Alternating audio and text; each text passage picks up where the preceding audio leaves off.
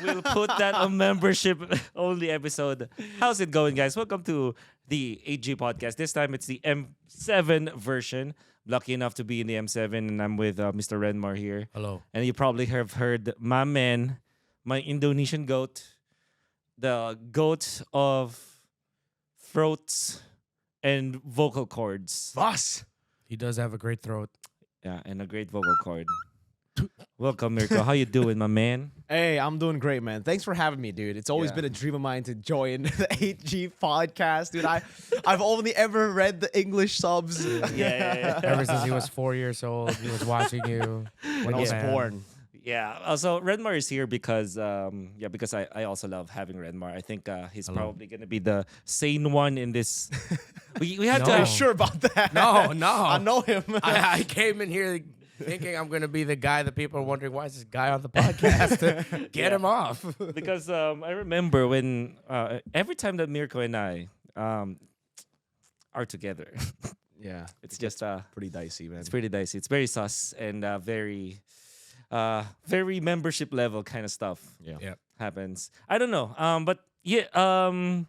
I've read this somewhere. I think it was. Let me see. There was a celebrity. I think it was Ricky Gervais. Oh, Gervais. Gervais. I love him. I love Yeah. Gervais. He basically said like that he said like, I'm not proud. Being rich is not something that to be proud of. He said that. Wow. Yeah. Why? And I wonder because it's like he kind of basically said that you should be proud of being a good citizen or whatever. Being rich is more of a privilege, something like that. Something somewhere along those lines. I wonder if you agree with that. Like, do you I agree with? disagree. I mean, it depends on what, like, because like if you're rich and you're just a shitty person, Yeah. then I understand what he's trying to say, right? Yeah. Maybe Yeah. I think the context is that because he comes from like the Hollywood Yeah. background. But personally, I don't agree. I mean, Do you can be rich of being you can be proud of being rich. Yeah. It's your hard work, you know, like you've done it as Yeah. long as you're not arrogant. See, that's different. You, Proud. Are you proud of being rich, Mirko? I'm not rich, but I am proud of where I'm at. There you go. That's I'm a not good rich. answer. I'm not rich. Bohong. No, Wolf is rich. Look at this No. whole setup. This whole setup. Speaking of the whole It's setup, wolves. Speaking of the whole setup, that's a wide camera. Like you can see, you probably can see some of the stands, the tripods, and everything. There's something that I could not bring from the Philippines because they're long. That's what she said. Nice. Mm. Very nice. You I thought can- I thought you're used to that 8G. Yeah. I wish I could bring it. I could check it in, but yeah, basically all of these elongated or lengthwise kind of stuff. It's so difficult to put in the luggage. Yeah. Yeah. Yeah. That sounded really sus for a That second. is For sure, dude. Can't believe we're opening with this. Yes, sir. So yeah, but thank you, Mirko, for Thank you. making sure that all of the stands are here. I love Indonesia, dude, because they have this Tokopedia. I don't know if we have that kind of thing. Tokopedia. Tokopedia. Shopee, It's like a shop Tokopedia. thing. It's like Shopee, Lazada. You probably have Shopee, Lazada. Yeah, right? We Yeah, do, shop but Lazada. but yours is like super fast. Like you can Yeah. basically if you order something from our e-commerce stuff, even TikTok shop, it will require a day or two. A day is really fast. Yeah. Sometimes it's like 2 or 3 days. Sometimes it's a week. Okay. But that's a rarity. That's a rarity. But it's usually So 1 to usually it's 3 a days. week? Not, No, really. not really. Like 1 to 5 days between that. But Yeah. I'm just surprised that in Tokopedia just like this. You order it in the Yeah. morning. You get it in the afternoon. Is that Fun like fact. Indonesian Amazon? Yes, but everything is Indonesian Amazon. Like Shopee, What? TikTok, Tokopedia. Everything is like Alright. we use everything equally. Oh. Actually, Tokopedia is dying. So Oh, fun fact, yeah. Wow. Tokopedia is dying. That's why it merged with TikTok, and now like when you order Yeah. something on TikTok Shop, it's on Tokopedia. But Ah. yeah, we have these fun fact. All the stuff that you got Yeah. were all free instant delivery. So I got it Free on the day I instant. ordered. Whoa. Wow, Yeah. that's crazy. So yeah, because of that, we were able to make a podcast, and we are here for the World Championship.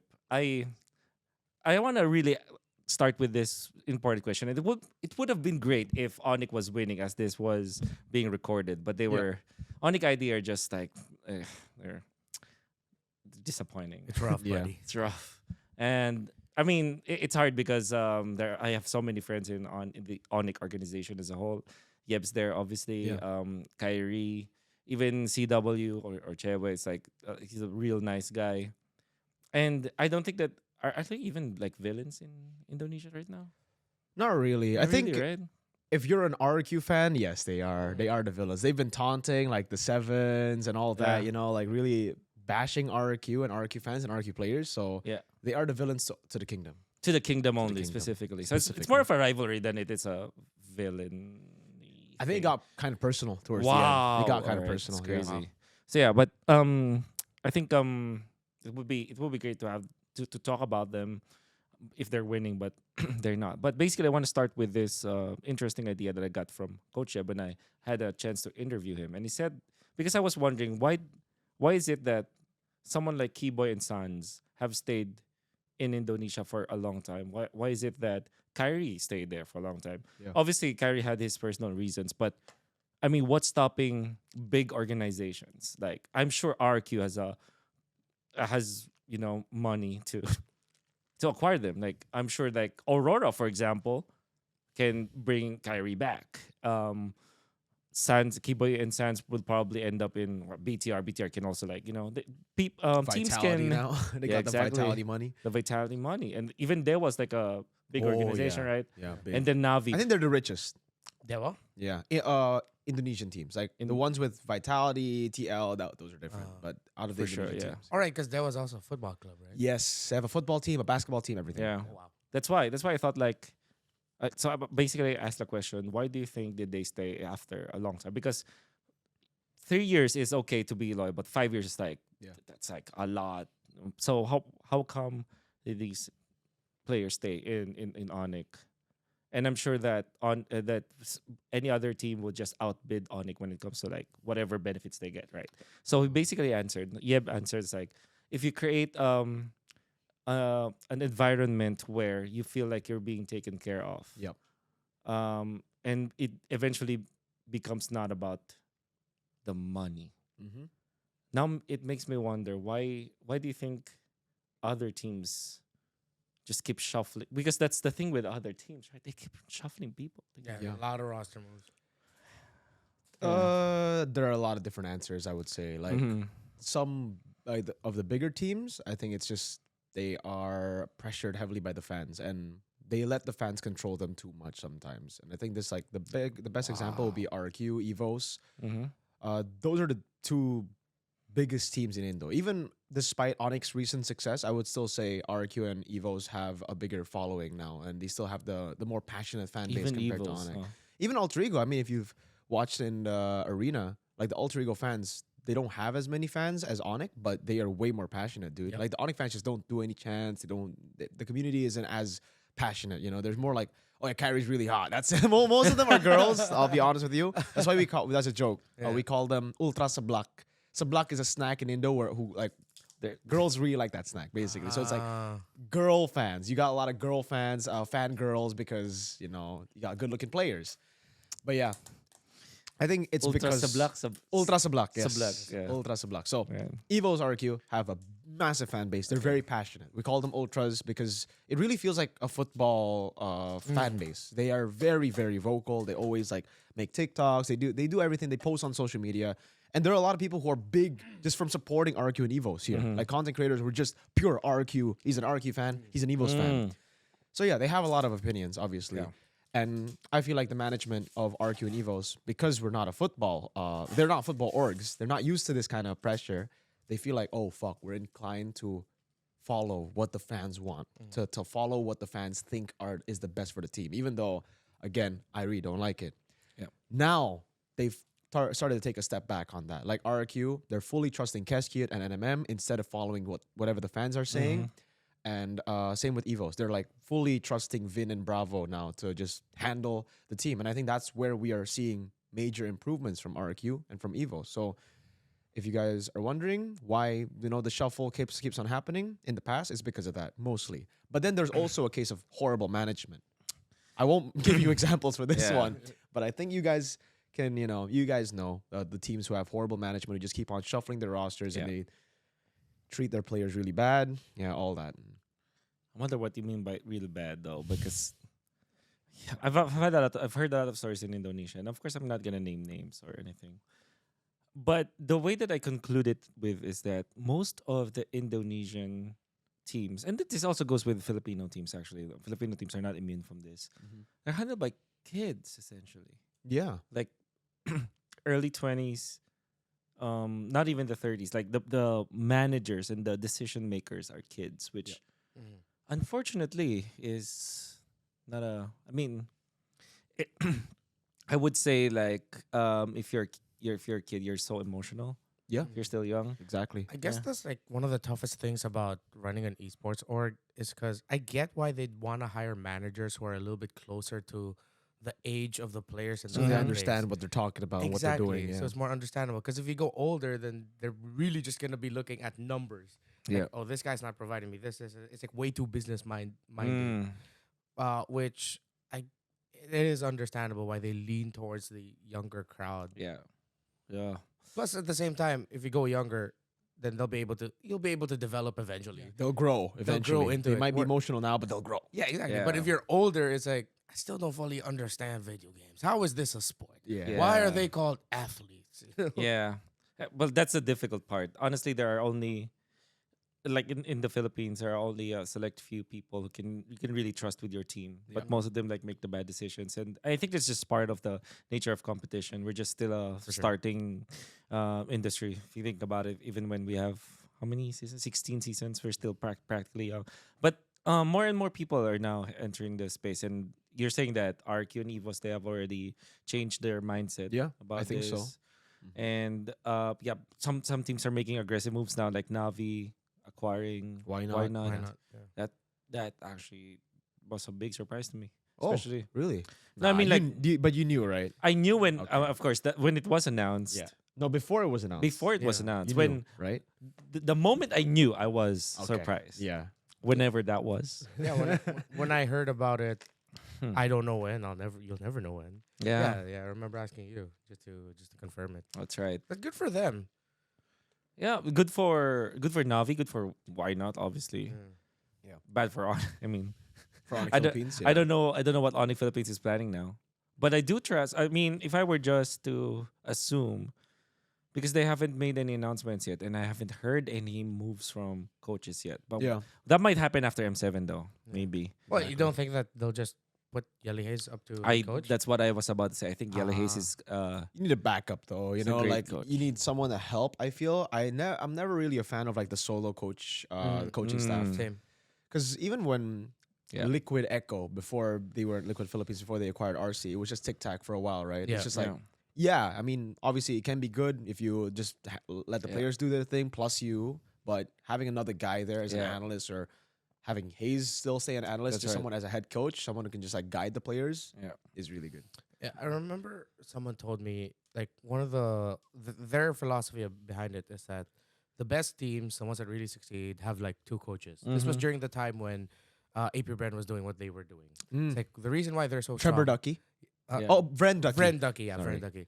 It's that they have a father figure in Mhm. Ducky, Yes. and they had like the mind. Mhm. Yeah. In- The in-game in freak. Vren, yeah. Yeah. If you're not gonna look at it in game, you'll have one coach who's more nurture, sort of Yeah. like nurture, sort of like the mom of Yeah. the group, while the other coach is more into the discipline, sort of like Facts. the dad of the group. Yeah.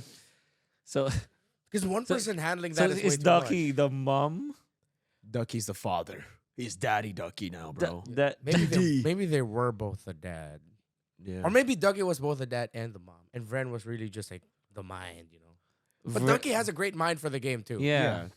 But maybe that's why they were so good. It's so hard to like pinpoint who's Exactly. who. Yeah. Exactly. Pretty much. They're like chameleons. The way I see it is that having two coaches is more of a necessity now because of the time that you need to. Because it's the MLBB has become very competitive in a way that really have to innovate every single week or Yeah. every single day if you think about it. But Thank you you, have to be Moonton. real fast about it. So if Not you really. are if you're a coach and then you're focusing on the mental side of things and their mindset, their conditioning, and then you also have to think about stats. Do you think also have to think about matchups, 5 lanes of matchups? You also have to think about that. It's you're not gonna be able to catch up. That's Mhm. I think that's my assumption. So that's why you need to really designate the roles to teams. Now it makes me wonder with Onic being it's because I was able to watch your that most previous grand finals in MPL with a lot of ads. We got a lot of ads, bro. So many pauses. Hey, you guys. Indonesia's always like struggling with success in a way because Yeah. like yes, it is a lot of money coming in, but Yeah. fuck, it's annoying to watch as a viewer. And I've Yeah. already brought this up by the way to like Moonton and like to the production, but they're like, bro, I mean, sponsors want it this way, so it's like Yeah. there's no way we can do anything. And I'm like, yeah, makes sense. So Does it always have to be an ad read though? Because I know other leagues can be a little bit more low key with their yeah, ad inception, where it's just like a logo in an important Yeah. spot. it's very Indonesian, the It's marketing and like very yeah, Indonesian. because like the culture in Indonesia on how like they want ads Mhm. to be delivered is that they don't want to have like a commercial or like the low key one because then they're like why are we paying the Yeah. big bucks? That's why whenever you hear an ad lib, those are usually the brands who pay a lot of money. So Right. at least there's a positive to it, right? Yeah, like yeah, for the sure. league is, I mean, MPLID is MPLID. The reason we Yeah. have really good production, all that, is because of the ads. So Yeah. there's a downside, but it's good. There was a little bit of an upside because when we were restreaming the grand finals, I got into the series about game number 3. So it's like 5. Was it 5 games or 4 games? What grand finals? The grand finals. Seven. Four- Oh, 4-1, 5 right? games. 4-1. So it was 4-1, right? So I only restreamed 3 games, but it was a 2-hour. It was a 2-hour. It's almost a 3-hour. But that was with the opening and all, right? No, I wasn't there because I jumped in game number Oh. 3. Yeah. Yeah, so it's Makes like 2 sense. hours 30 or 2 hours 50 for 3 games. The only upside is I was there with Carl Tizzy and Renmar, and we did like a mini podcast. It was chaotic, Yeah. and Aaron Shiki will pop in. It was chaotic. Yeah. But- the whole Google Translate thing. Yeah, with Era. yeah. So, but I was able to watch the opening, and you had a graphic where it's like, so it's like 16 divided by 2 is like 8 and 8. Mhm. So the right side is just all Onic, and then just one TLID. Yeah. Like Onic, TLID, Onic. yeah. And I think that like Onic has won exactly 50% of the championships.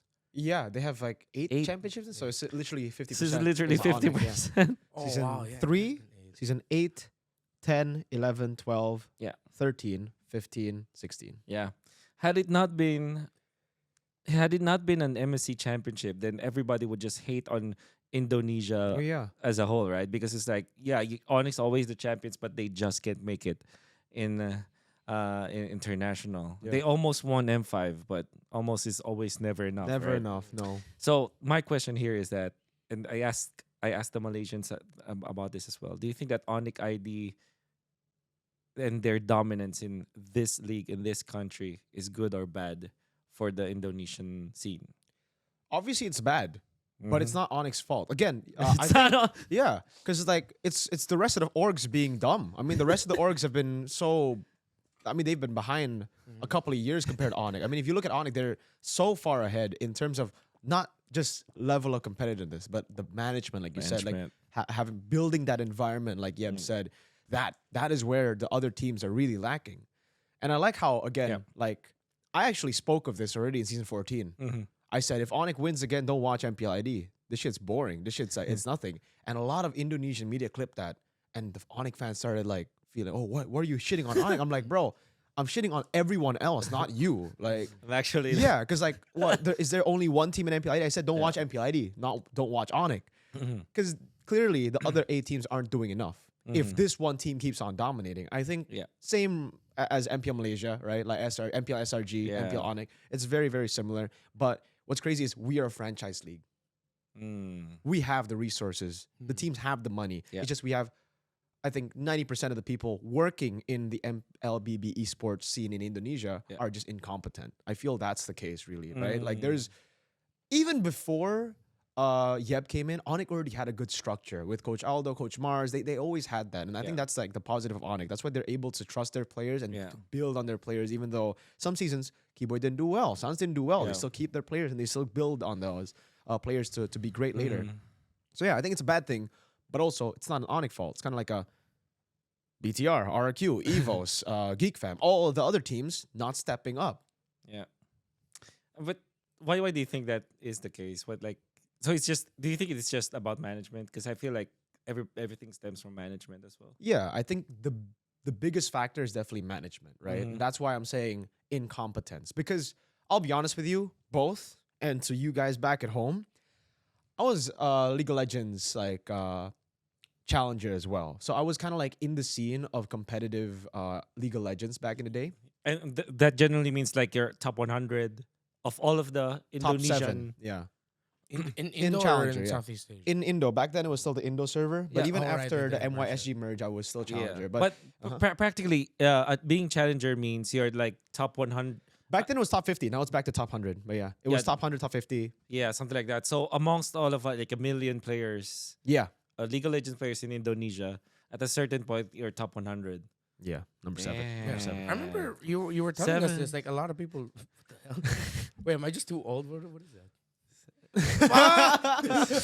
No, I remember you were telling us it's like you had a lot of I wouldn't say notoriety, but a lot of people knew you because of your within the community, within Yeah. the space. They knew me for a toxic little cunt. Like I was a toxic boy, bro. I was Yeah. I mean, you guys have probably everybody who's played competitive games probably Yeah, had yeah. this phase, where they Yeah. just shit talk everyone. And that Yeah. I was 15, 14, so couldn't get to a pro team, but I knew a lot of the people like in the pro scene and all that.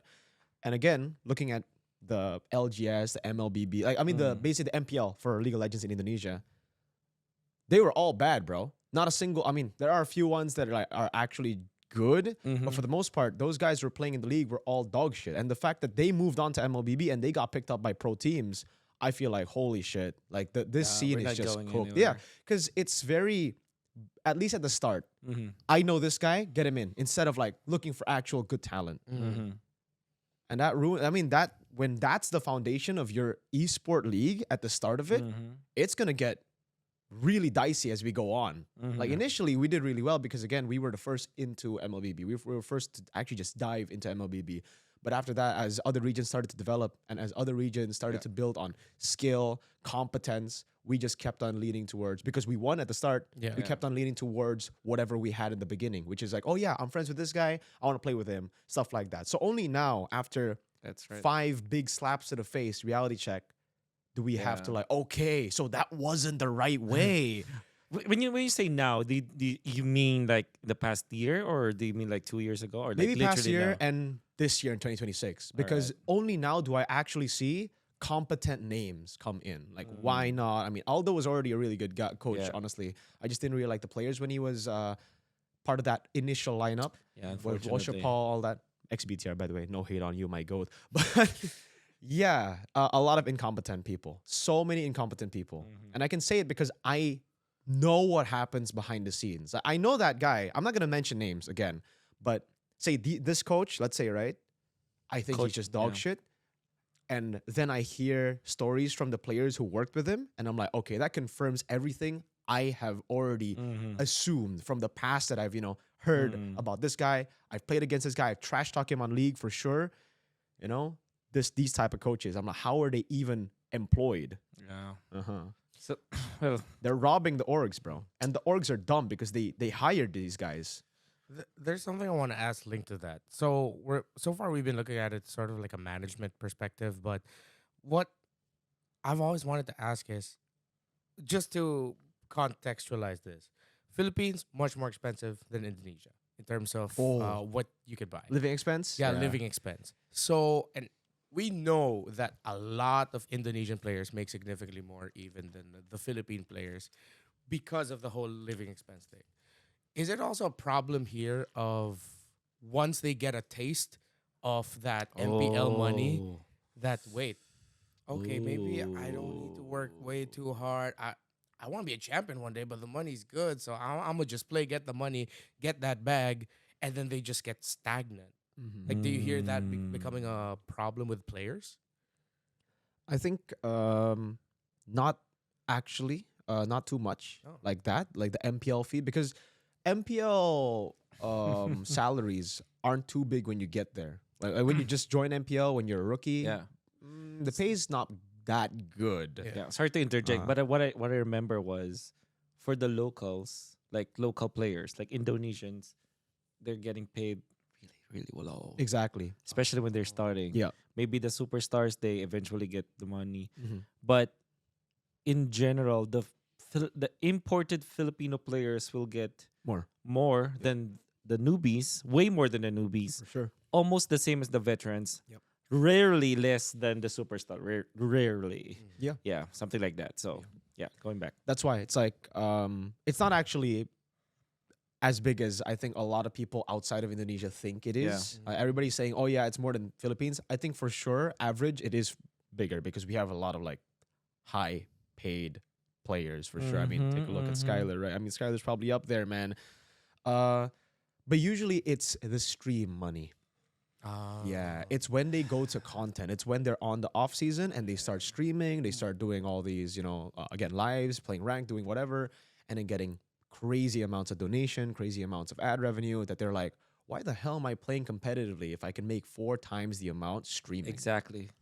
And That's I don't what even kills the esport. you don't even have to win. You don't even have to face Kyrie in the battlefield just to Yeah, yeah. freaking do it. Because I remember also there's this thing in Indonesia where it's called VIP Mabar, something like that. Yeah, they say you get to play with. So they set up a system where you pay and you play with me. Yeah. By So, the way, yeah. the coffee is really good. Fore W sponsor us. what I what they would do is they would stay up until 4 a.m. because there's just a long line Yeah. of people really wanting to do the VIP and Not just that, but also like album comments. So Album- people would pay that's to right. get pro players to comment on their albums. comment album. Yeah. So one game, I Oh, the think. in-game album. Yes. Whoa, really? Yeah, that's right. Is it 100K RP for one game or something like that? Depends on the streamer. Like if depends you're a streamer. Kyrie, you can probably get away with 200, 300K and Yeah. people would still pay. Let's Yeah. say you're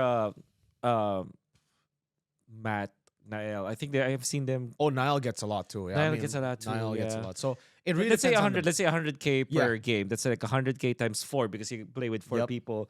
400K is how many in USD? 400K is around like 27 USD, 28 Oh my- USD per Yeah, game, per dude. game, per game. And how many games do you play? Like in 4 hours, you'd play probably 3. Let's say at minimum 3 games per hour. So that's 3 times 4. That's 12. 12 times 20. You do the math, dude. That's Yeah. And that's without the donations that Without just the donations randomly yet. come in without Mabar, That's right? right. People are just like, okay, I want to give you money without playing with you. Yeah. And those are usually the big ones, actually, not the Mabar money. The Mabar Yeah. money is like the constant flow. But then you have these whales who just donate a lot of money. Yeah, Yeah. if Mabar pays the rent, everything else that you get pays for everything else. Yeah. Yeah. And if you're a player, let's say you maybe you're a 3 seasons. So you're playing for 3 seasons. You get famous because you're real good.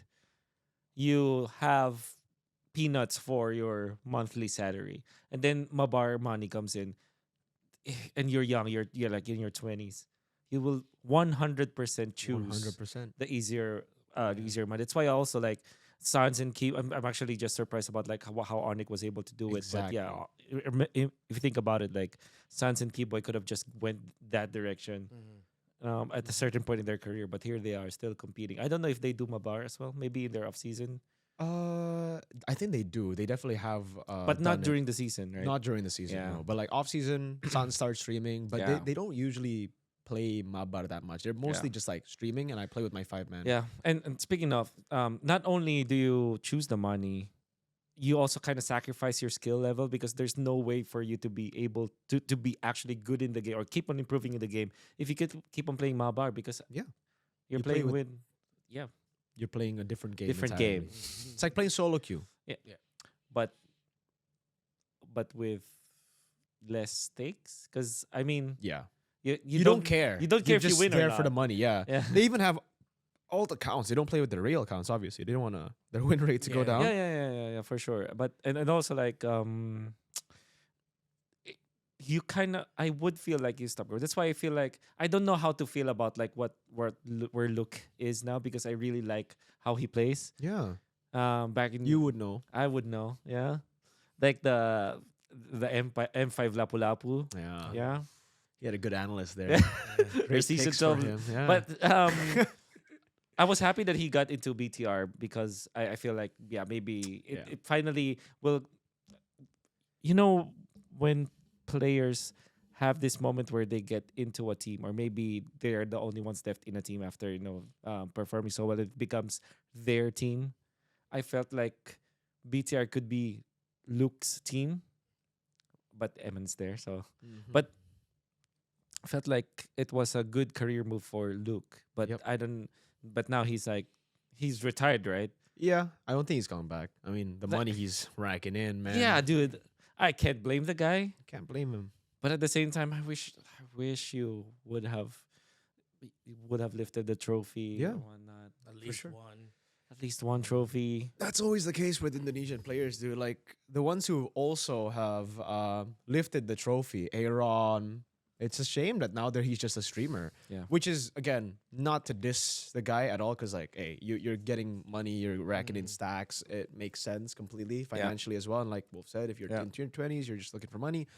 But it's just a shame because like, what could have been if What that could have lineup been? kept on grinding? You know, Yeah. dude, in their first season, M6 finals, winning MPLID Yeah. in the fashion they did That's right. as rookies. That's like Yeah. they Yeah, we had one haven't of the had a best stories. Yeah, we haven't had a story like that ever. Ever. Never. I think. Yeah, Maybe they're- like Sanji Sanford, but that was with a world champion with Carl, Yeah, right? with Like Carl. leading and Yeah. yeah, Yeah. it's unheard of to see Yeah. a team like TLID M6. Yeah. So sad, man, that they Yeah, it's pretty banded in a way. sad. So that's the more common sentiment, where it's not when they go in they start playing, it's when they start doing the stuff Yes, with the name that they make from playing. Yeah. Yeah. Then that comes in.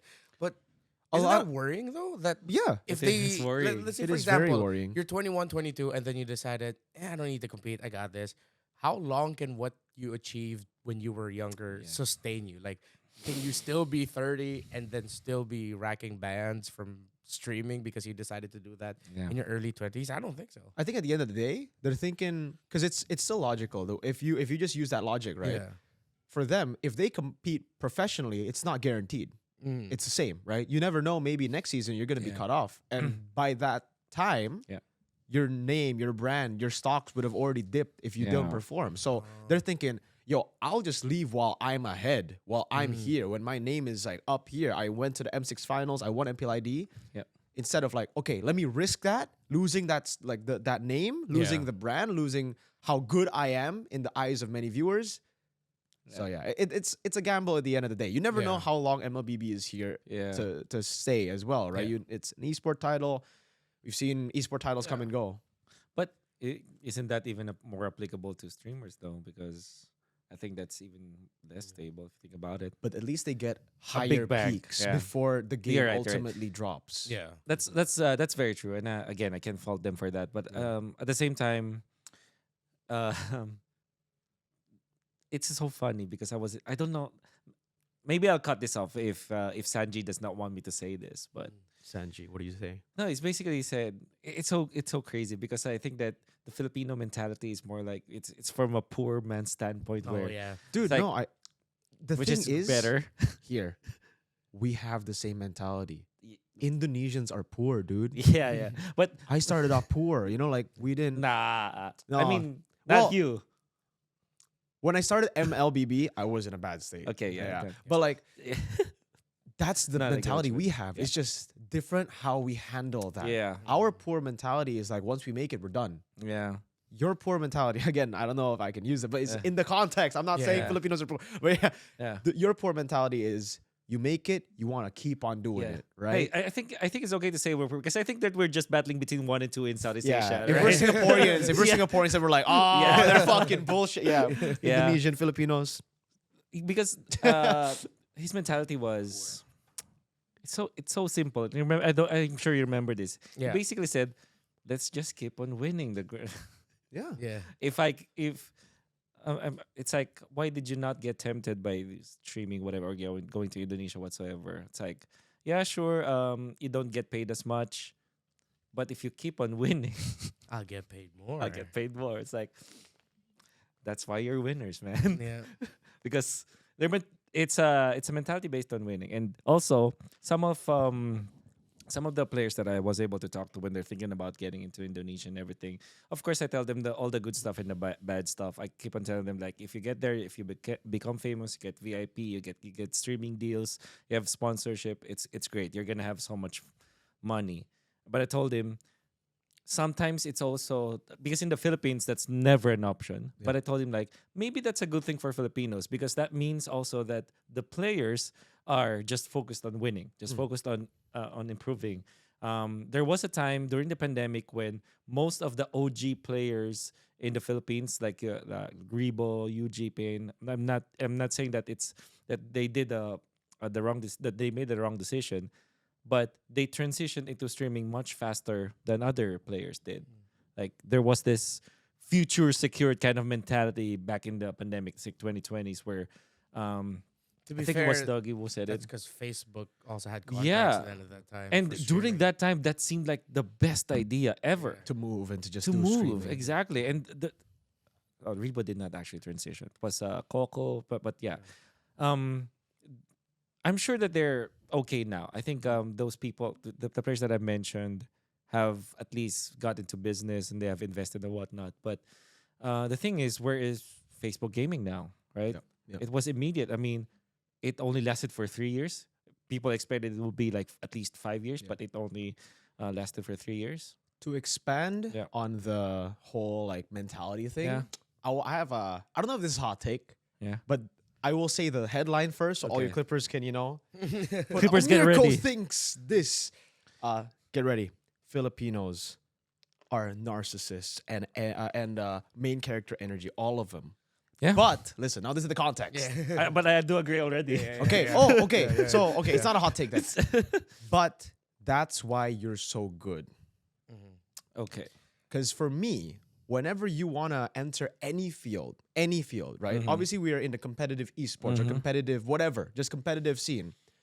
It's great because you want to be that guy. Even when you're not that guy, you feel, I can be better than that. You know, I can be the best in the world. That mentality is so important to have as a competitor. Yep. But then in all fields, that's why I see so many of Filipinos everywhere around the world. They always feel like anywhere you go, there's that pride. It's like, yo, Yeah. I can do it. I'm gonna do my own thing. Yeah.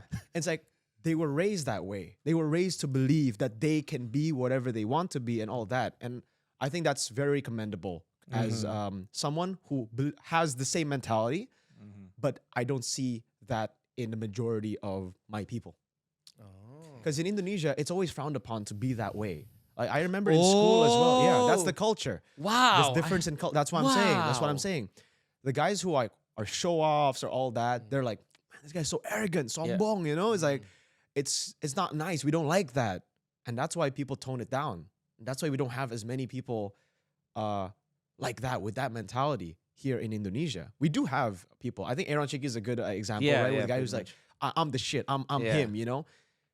But everybody else, they're like, yeah, I mean, we got lucky. It's like, it's always that. That's why in interviews as well, I feel always like when it comes to the Western regions, Moba Zane, Bomba, they're always so well spoken and they always feel like they are the best. They know what they're talking about. And it's okay to show that they are confident.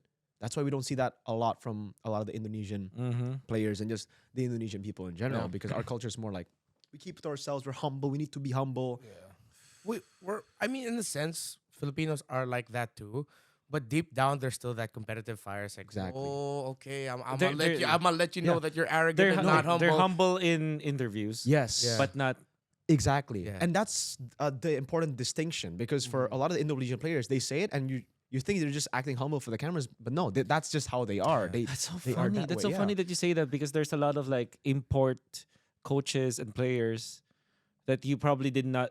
It's like you never heard of about them because they weren't part of the amateur scene or the pro scene, and then you hear stories from reports from other, because people, organizations, they ask me for recommendations and they will always say like, hey, this guy tells me that he's the thing, like he's great. What do you think about this guy? And I'm just gonna say, I'm sorry, I haven't heard from him. He maybe is the shit, Yeah. But I just personally have not experienced. But basically, I've heard that so Self-belief. many times. Yes. They will probably not say that in an interview, Yeah. but they will say that for themselves. for and themselves like, and interviews everything. for job interviews. They Yeah. will not say that in broadcast interviews, but That's why you look at Indonesia, and I think this is pretty similar in Malaysia. I don't know, again, like different Yeah. culture, but serumpun. So I think it applies because I've had this. I've been very vocal about this as well, because whenever we have those kind of players, they get bashed, dude. Rins, notoriously Rins, and Yeah. in Malaysia it's Year 3 from CG. They have gone on interviews to say like, oh, their opponents are it's not because their opponents are good. It's just because they made mistakes. Mm-hmm. And I think that's part of the mentality of being like, no, I'm better than them. You know, Yeah. in my head, I don't care. I am better than them. Yeah. It was us making blunders, not them outplaying us. Yeah. But they get hate for it when they say that. And I think it's, again, because of that culture. Meanwhile, for me, I always defend them. I tell everybody on podcasts and everything, I'm Yeah. like, dude, why are you hating on the guys who actually have the mentality to win? Yeah. And now you see Rins, because of all the hate, he performs like dog shit because he's like, bro, Yeah. I'm, Well, everybody's getting yeah. good. everybody's hating on me for that mentality, and now like I have to tone it down. I have to be a humble little bitch boy, right? Yeah. that's the thing, dude. Like Yeah. Oh, I fucking hate that. Yeah, but yeah, exactly. That They're kills the competitors. spirit. Yeah. Exactly. If LeBron James, when he was a rookie, says I'm gonna be the shit, Yeah. some people are gonna bash him, but a lot of people are gonna back him up. Mm-mm. You know, like a lot of people are gonna be like, dude, I like this rookie. You know, this guy Yeah. has that dog in him. You know, Yeah. and then Yeah. he ends up being great Yeah. because you got both. Yeah. But in Indo, you just have haters. You just have like probably me being like, I actually like what he said. Yeah. I have a theory why that's Mhm. the case for us Filipinos. Is TV culture a big thing in Indonesia? It is pretty big, yeah. Is it But pretty not big? anymore now. Not It's anymore. more on social media. I think it's because for us Filipinos, we grew up with two types of stories, like fed to us nonstop 24/7 with major TV. Either Our the soap story operas. of someone's mistress or what's the guy version of What? mistress? I don't know. We call Yeah, it kabit. Kabit. Yeah, I'm talking about like Okay. TV dramas. Okay, here. okay, It's okay. either about Like a the love affair. Like a love affair. It's yeah. either about the love affair, the kabit, Okay. or it's the guy from the province Yeah. or from rags to riches. rags to basically. riches stories. We get constantly fed rags to Yeah. riches stories. So a lot of us have that dreamer mentality. And I Yeah. think it's because we're closely linked also with American culture. That. There's the American gonna say dream, that.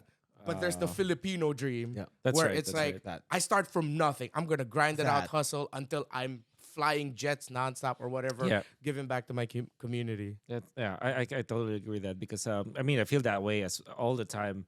I may not be competitive in the pro playing, but everything that I do, I'm competitive with shoutcasting, Yeah. with Yeah. podcasting and everything, or whatever. You need to have ego. Yeah. Like, Okay. I know it's bad. If you have too much, see, it's like that's a balance. The Gotta balance thing. Gotta have an alter ego. yeah. Nino. So I don't know if you're probably aware of Michael Jordan, Kobe Bryant for sure, right? Yeah. I mean, even because Mirko does not like basketball, right? I'm. Not so much. I don't. I mean, it's not You that don't I don't play. like basketball. I just don't watch basketball. You prefer Alright. football. I prefer football. There you go. There you go. You prefer football, but in the Philippines, like a It's basketball very country. basketball, That's why we know of Jordan. We know of Kobe Bryant and them. Recently I've just been consuming a lot of NBA content, especially with the podcast that they have, because now because of podcasting, everybody's secrets during their time during the 90s are now getting revealed. And they say that Jordan and Kobe, they were insufferable as people. Like They're narcissists. they're Yeah, narcissists, straight their up. ego is Very egotistical, for sure. Yep. At the same time, they're the Not a best. surprise. Not a surprise. Yeah. Yeah. There's Gilbert, or it was Gilbert Arenas who said that basically, like he said, like he never understood Kobe why he was a ball hog. I don't know if that is ball hog a thing in Yeah. in football. The guy, yeah. It is. It is a There's thing. a- People who but- just like don't want to pass. Yeah, people who don't want to pass. But it's rarer because yeah, because you you have to gotta pass. pass, Yeah, you know, gotta solo really, pass every- you yeah. literally have to pass. But basically, Kobe said that he was there before you in practice. You left before I left. You see, Kobe sees that you don't have the determination during the practice. You don't take it seriously. You're just like stretching whatnot. You're not into it. You're not locked in. And Kobe says like, during the moments where we need to make a shot, I will not pass you the ball because I saw you in practice. Basically, that's what he said. And I think that Carl Tizzi, the way that because I interviewed the guy, and actually we had longer conversations before and after that podcast, which unfortunately I cannot Yeah, give you. yeah, yeah. It's great. It's enlightening. But basically, he has that same mentality where you need to earn my trust before I trust you, man. And Carl Tizzi used to be also insufferable as a teen because he's young. You know, he actually grew up. He matured very, very fast. I'm actually happy about that guy. But basically, these good players, bad teammates, but he has to be that way. Yeah. You Yeah. need ego. When you hear of any of the GOATs except Mhm. Faker is just, I don't know about that Okay. guy. You know, maybe that because we don't hear a lot from him, like interviews as well. He's Yeah. always just a humble guy. I don't know how he is back behind the scenes, but if you look at CS, simple, same story. You know, he's a horrible teammate Yeah. back in the day. He was like, my teammates are dog shit. You know, Yeah.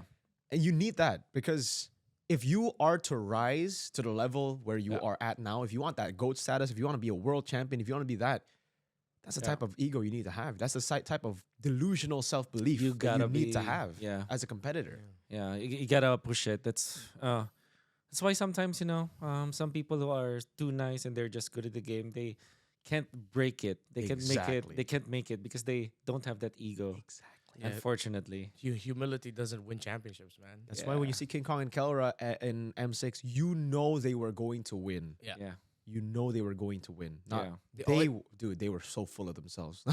Like in a good way. In a good way. Yeah. yeah. And they know. You know, that's something I was actually thinking about recently. Not to dog on the experiences in Jakarta so far, but sometimes I'd be thinking, I feel like there's something missing this M7. Maybe I just don't see it yet. But then I remembered we saw Onyx a lot more. We got to spend a lot of time with Onyx behind the scenes. Oh, it's that For M6, I mean. Yeah, for in M6. Yeah. It's the presence of the dudes like that Yes. who are so their aura is Yeah. Yeah, they Liquid- walk. Yeah, Liquid has aura for sure. Different But aura. it's a different aura. different I aura. agree. But I agree. Onyx has that swagger. Yes, to them. dude. You F see and them- OP. OP. F and Not OP. OI. Yeah. Right now, Onyx OI are Philippines- losing aura. Like, there was something like Onyx, FNOP, Fnatic Onyx Philippines, and M6 drew everyone. They Yes. had a gravity Oh, to them. They were the main Man. characters. Yeah. Before this, dude, I still feel this way. Like, M6 is the most boring tournament if you're looking for results because you know at the start, before the Yeah. tournament even began, that they were going to win. They were just so much better than everyone else. Yeah. You knew that they were going to stomp everyone. Okay. Now because I had the experience. I had They're dog shit at Tekken, though. I'm joking. I'm joking. Yo, Kelra's gonna hear this somewhere. He's gonna Oh go no! Message triggered you some- right away. I'm Kelra. gonna message. Okay. We're Speak to 2-2 him. right now. Yeah. You nerd. You might be the gold standard, but you're Eddie, fucking spammer. He just spams everything. About modern bashing. I want a middle finger, but I don't know if that's okay. That's okay. Oh, there goes your TD Racing sponsorship. No, just kidding. I love TT Racing. Give me a sponsor. Hey, TT Racing. But what blah, blah, blah. I was able to experience the walk-ins of both teams yesterday. It's just different. Maybe it's because it's just a Swiss stage, right? However, what I see is like Team Liquid is they're locked in. They're serious.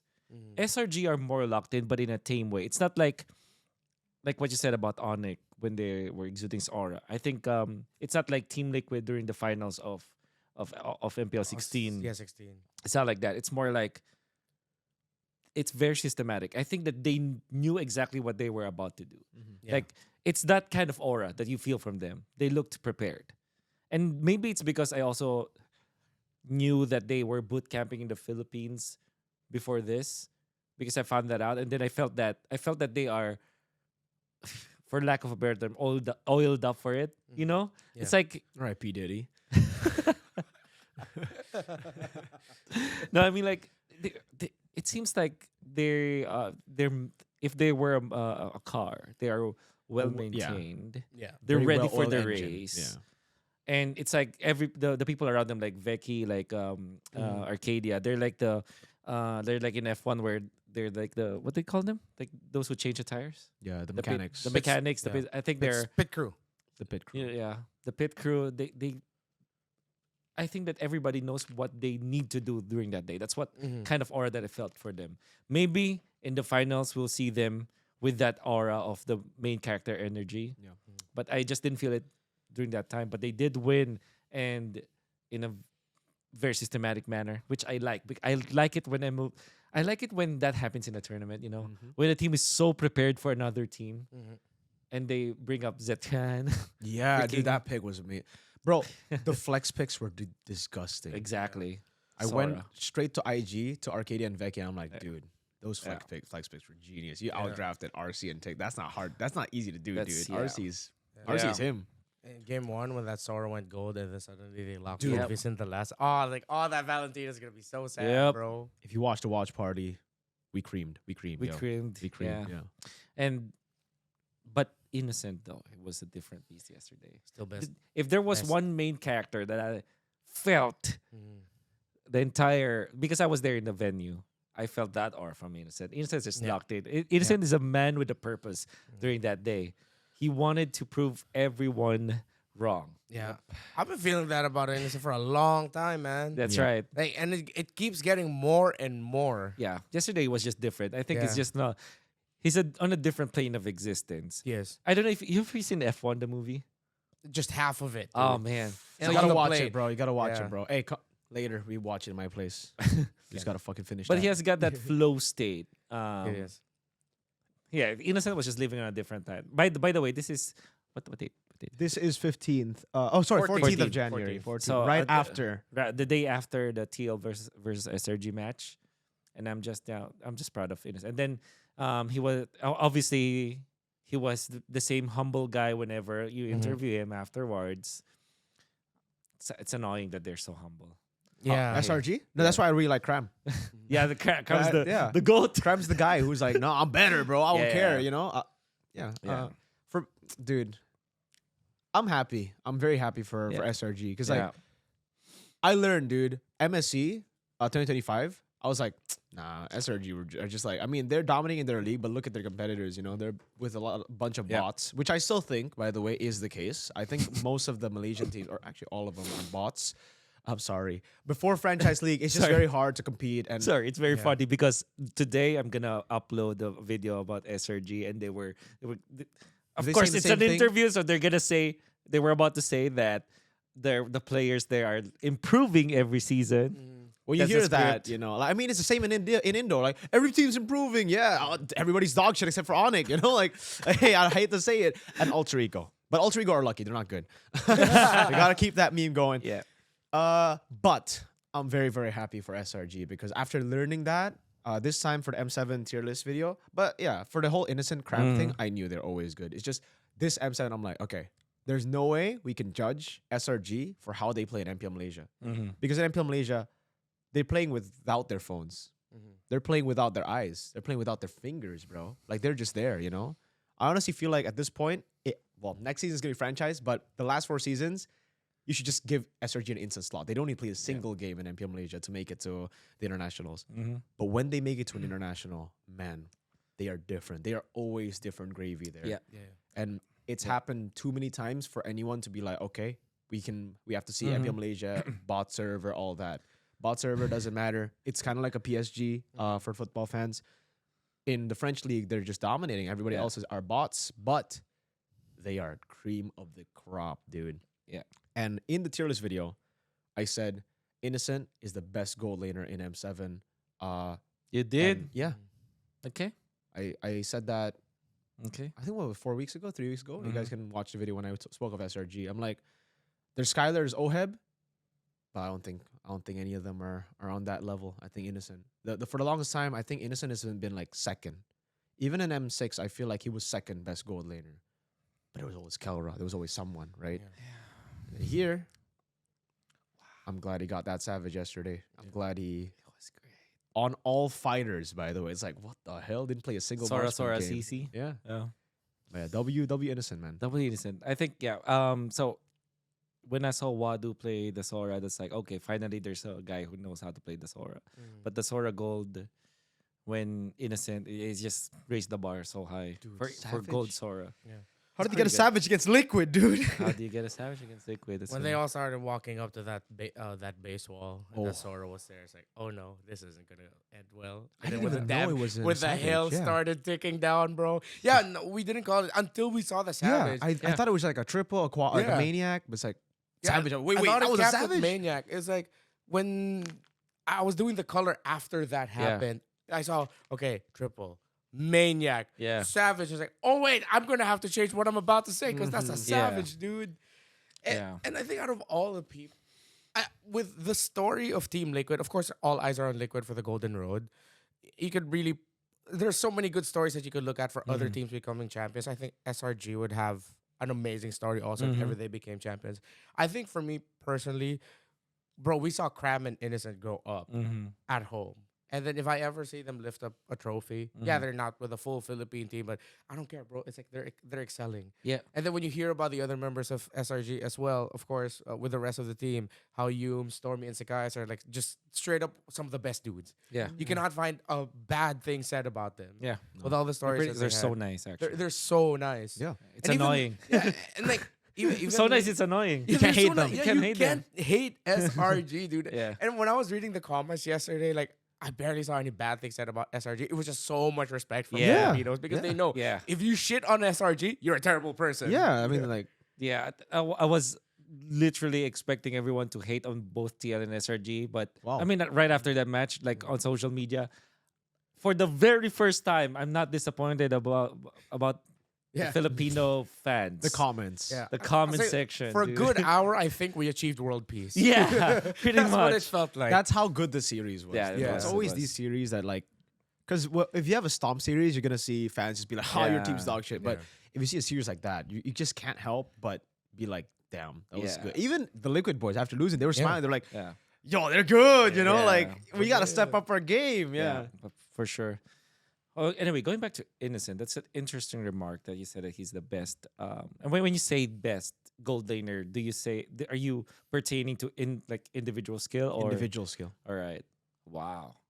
Because I feel like that is really a good debate. Like In right now- M7 for in M7, M7, yeah, teams. for sure, All for time, sure. I still think it's Kelra. Yeah. So M7 teams, like what were the gold laners? Like we have we have Oheb, Skyler, Skylar, Doming. Doming, Innocent. Hiko, unfortunately, I cannot put him on the list because he's Yeah. so inconsistent. I haven't felt Higomania this Yeah. whole M7. And I was even rooting for previous Higomania, tournaments. by the Same, way. same. Who's his I think a good shout out would be Stitch. I think he's really good. Stitch? Yeah, oh, right. From Yangon. Mm-hmm. Arfi? Arfi. Arfi. Arfi's yeah, on the yeah, yeah. way. Yeah. Arfi's on the way. Arfi's so solid. He's Yeah. so it's Alter Ego are just weird, dude. Like Yeah. you can never rate them because when you rate them, then you see them play and you're like, okay, never mind. But then when you don't think they're so Alter Ego are just a weird team, dude. They're always like that, you know. Like So when you they're- expect them to win, they don't. When you don't expect them to win, they show up. So they're I think- Schrodinger's team. huh? Schrodinger's team. They're Schrodinger's team. Who's that? Yeah. What's that? Or cat. You know Schrodinger's cat? The cat is alive. It's both alive and dead until you see it.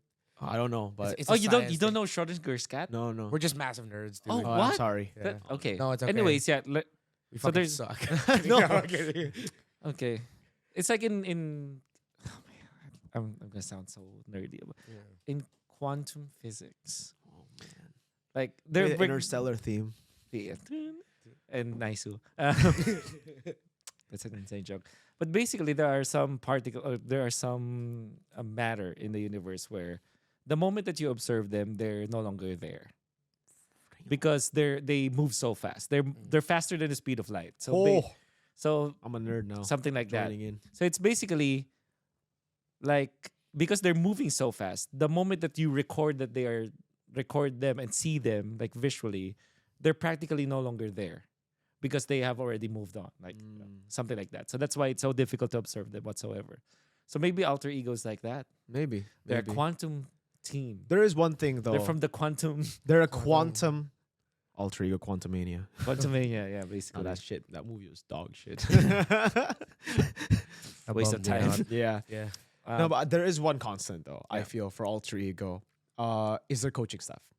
When Zephyr joined Zephyr. last season, he wasn't fully there yet because he was Mm. still learning. He came from Dota, Yeah. right? So we gave him the benefit of the doubt. And honestly, this is gonna sound so weird because a lot of people started respecting the other guy, and I'm like, I've never really looked at him as a good coach.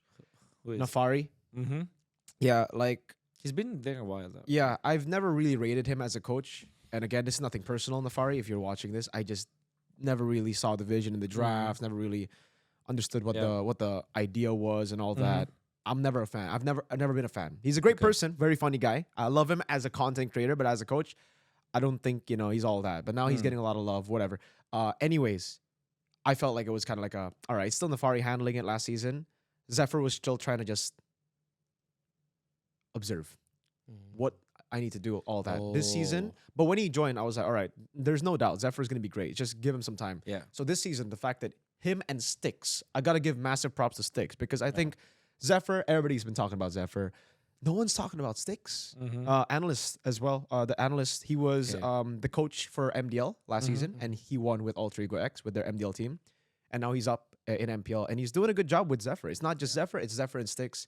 Those two definitely deserves the coaching staff award more than Adi and CW.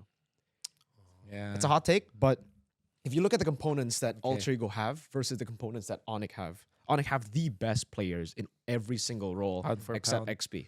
I Okay. said that in MPL IDC in 16. Yeah. I'll stick Who's to the best XP laner in Indonesia? aside from Shogun.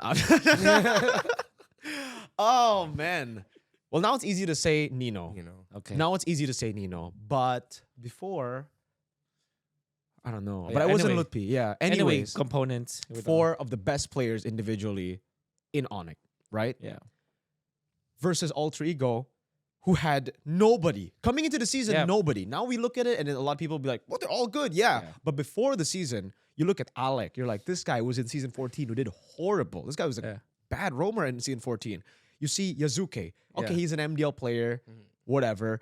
Arfi, really good last season, but Yeah. never really reached the highs to Yeah. make him feel like, okay, he's gonna be the next big thing. That was Aaron Shiki before. Yeah. Nino, the guy who's been playing for so long, you'd never expect him to have like a big Yeah. boost. You'd be like, okay, he's a journeyman. He's kind of there. And then Hijumi, Yeah. the guy who a lot of people thought was a has-been. ISF world champion, Yeah. Prime Evo season 11, and after that, dipped. The fact that Yeah. Zephyr and Sticks brought this Unleashed him, team yeah. and did whatever the hell they did because Yeah. the improvement was visible. It wasn't. Yeah. If you watch MPLID, dude, this team went from barely making it to playoffs. You That's would say right. in the early weeks they were Yeah. not good, dude. Yeah. They were very mid. To then seeing them in the last portion of the season, Yep. getting a game against Onyx, winning against Onyx, and Yeah. you're like, wait, there are glimpses of them what doing is- well. What is going on? Yeah, and in the playoffs, Yep. holy moly, Yazuke. they were different in the Yeah. playoffs. Like I was watching partying that to me they were the main characters of the playoffs. Yeah. They You kind of really want to were. root for them. Yeah. Yazuke, I think exceeded a Aside lot of VTR, obviously. expectations. Fuck that team, man. Yeah. My goats. What is more disappointing, season 16 or season 15 for BTR? 13. 13 is the most disappointing for me. Number 1 regular season, Cascute's first season, it looked too good to be true, seriously. Like, they looked like they were just going to make it, dude. You're right. Yeah, 13 was. 13 was the most disappointing season as a BTR fan. That's the one where Yeah. EVOS eventually made it to the grand finals, right? Yes. Yeah. We were Oh, no, yeah, I was there. we were sent home by Geek Fam. Geek Fam. 3-0. Did Geek Fam send? Oh, Geek Evo, Fam. was the Evo hell- sent us down, and then Geek Fam sent us home. Yeah. 3-1, 3-0. Right. With the Painful. big brain ballet of course. Is that was it the Fucking boy. Hellcourt? Was it the Hellcourt game? I don't think it was Hellkurt. And it wasn't. Oh no, think so, but yeah. they lost the Hellcourt game to Evos. Evos sent Mm. Baloyski home. Yes, yes. Yeah. The Brand's Claude. The brand squad, yeah, basically. That was heartbreaking as well. Yeah. Anyways, where were we at? Like, We were, yeah, we were Zephyr. Alter Egos as a. Zephyr, it's crazy because we saw him in the gym, and I just thought like, man, I was casting this guy Yeah. in Dota 2. Oh, yeah. I was Oh, you actually- got to cast him when you were still playing I Dota. can even pull up a clip where I clipped his gameplay. Whoa. Yeah. Wow. Because yeah, and then I said like "Fly Away Zephyr" because it's a song, the Zephyr song by Red Hot Chili He was in Peppers. Yeah, Talon? yeah, Tap you up Yeah. there. yeah. He was no, I would think it might be Boom or Boom makes sense. might be Boom. Before Boom is an T1. Indonesian. Yeah, Boom is Indonesia. I don't follow the Dota scene, so Yeah, I yeah. don't know. But I know he was part of T1 when he was in TI, right? Yeah.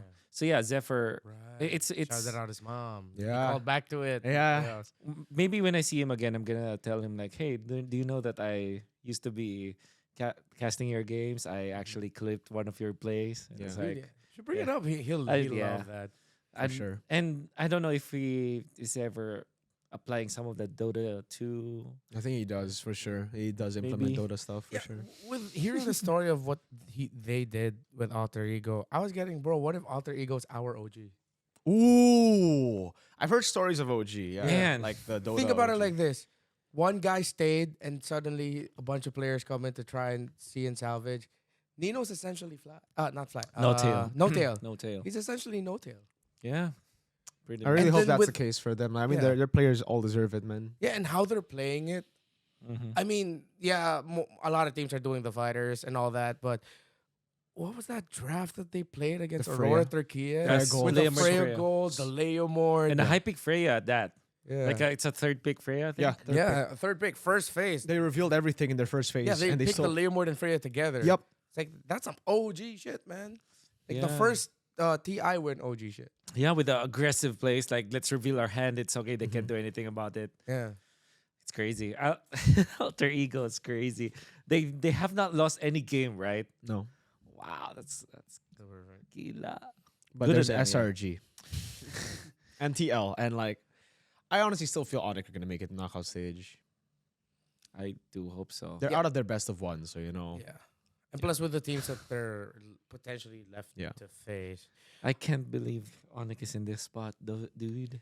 I kind of expected them to not do well it's in funny. best of ones. It's funny because this is. I asked Ranger Ramas this, and he's very calm. It's like, yeah, this is expected. Yeah, Really? best It's like of ones. typical. No, because Like, if you look at the track record of Onyx, they're always dog shit in group stage, dude. And especially best of ones, best of twos. When it's not best of threes, they do so bad. and if it's up against like teams that You don't practically yeah. are in this not in their Not same in the weight le- level, yes, you know. Yes. Also, They Indonesians struggle. expected this to happen. Like the He Indonesian calmly. talents. I'm Yeah. surprised how calmly he said that. Yeah. It's like it's typical. I think the most of the analysts who like know Onyx probably predicted this to happen. Like Yeah. they won't have a 3-0 start. They're not Fnatic Onyx Philippines.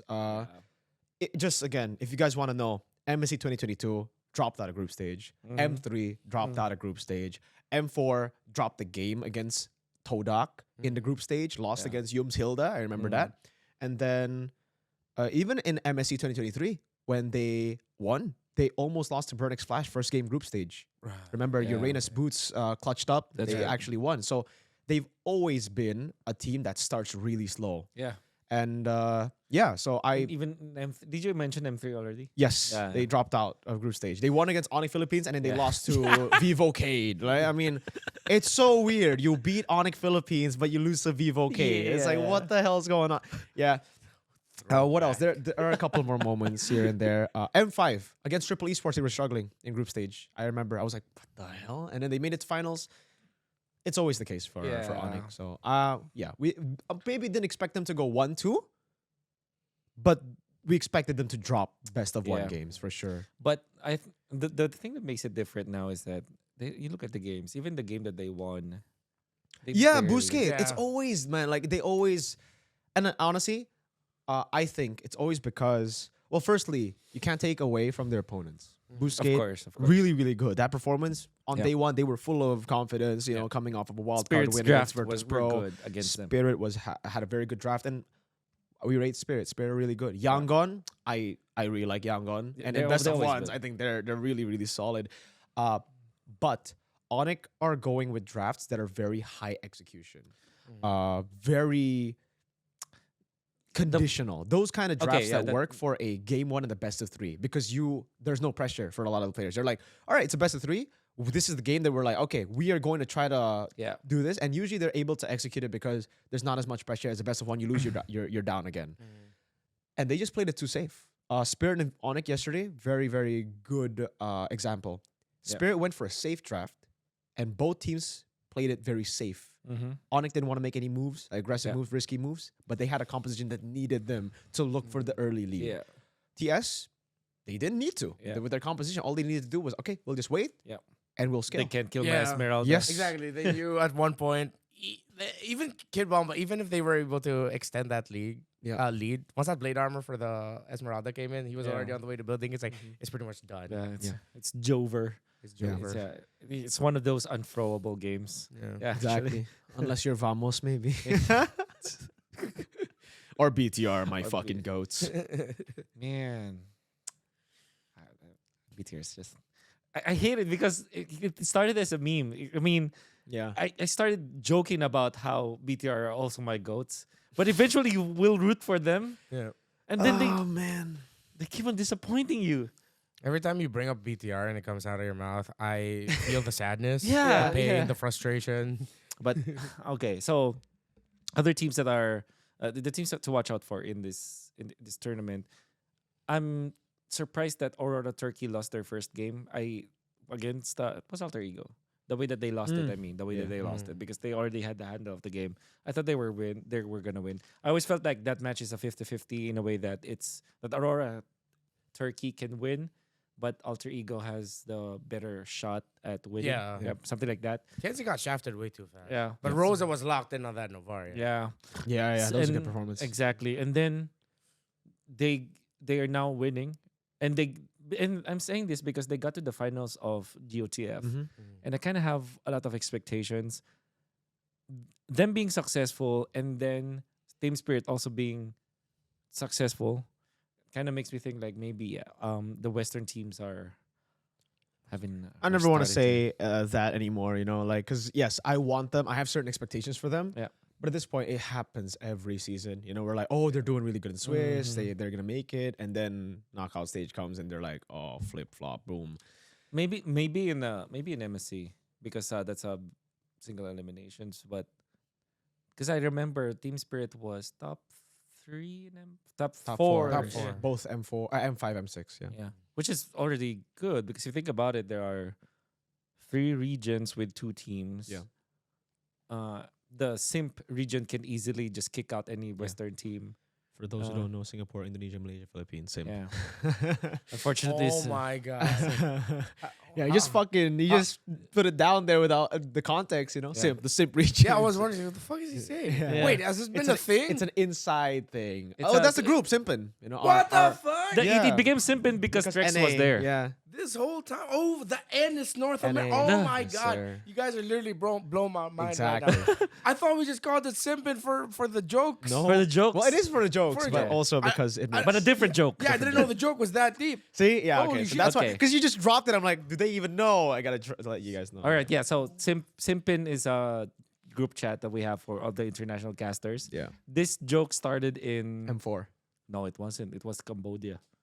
MC MSC. 23. Yeah, yeah. Because there was a Abstract was there. because Abstract was Singapore, there, yes, and there sir. was a panel. I'm pretty sure there was a panel where there was Yeah, one you're right. Singaporean, one You're right. Indonesian, one Malaysian, one Filipino. You're right. You're right. You're And right. I said That's- like, yeah, that's it. we it's like here in the SIMP region or SIMP, which is Singapore, Indonesia, Malaysia, Philippines, during broadcast, and they were all mind blown. They couldn't believe that I actually said that on broadcast, and now you're hearing about it. Yep. I kind of wanted to do a podcast with The boys, yeah. with the boys, but there are no Singaporeans now. I mean, right now. Munton. Come on. We're gonna look at you for this, man. There's no one Yeah. else to look at. Yeah, but anyways, we eventually kicked them out because of the single eliminations. But I think for international, yeah, maybe this time Aurora Turkey has a stronger case to get to get a podium finish.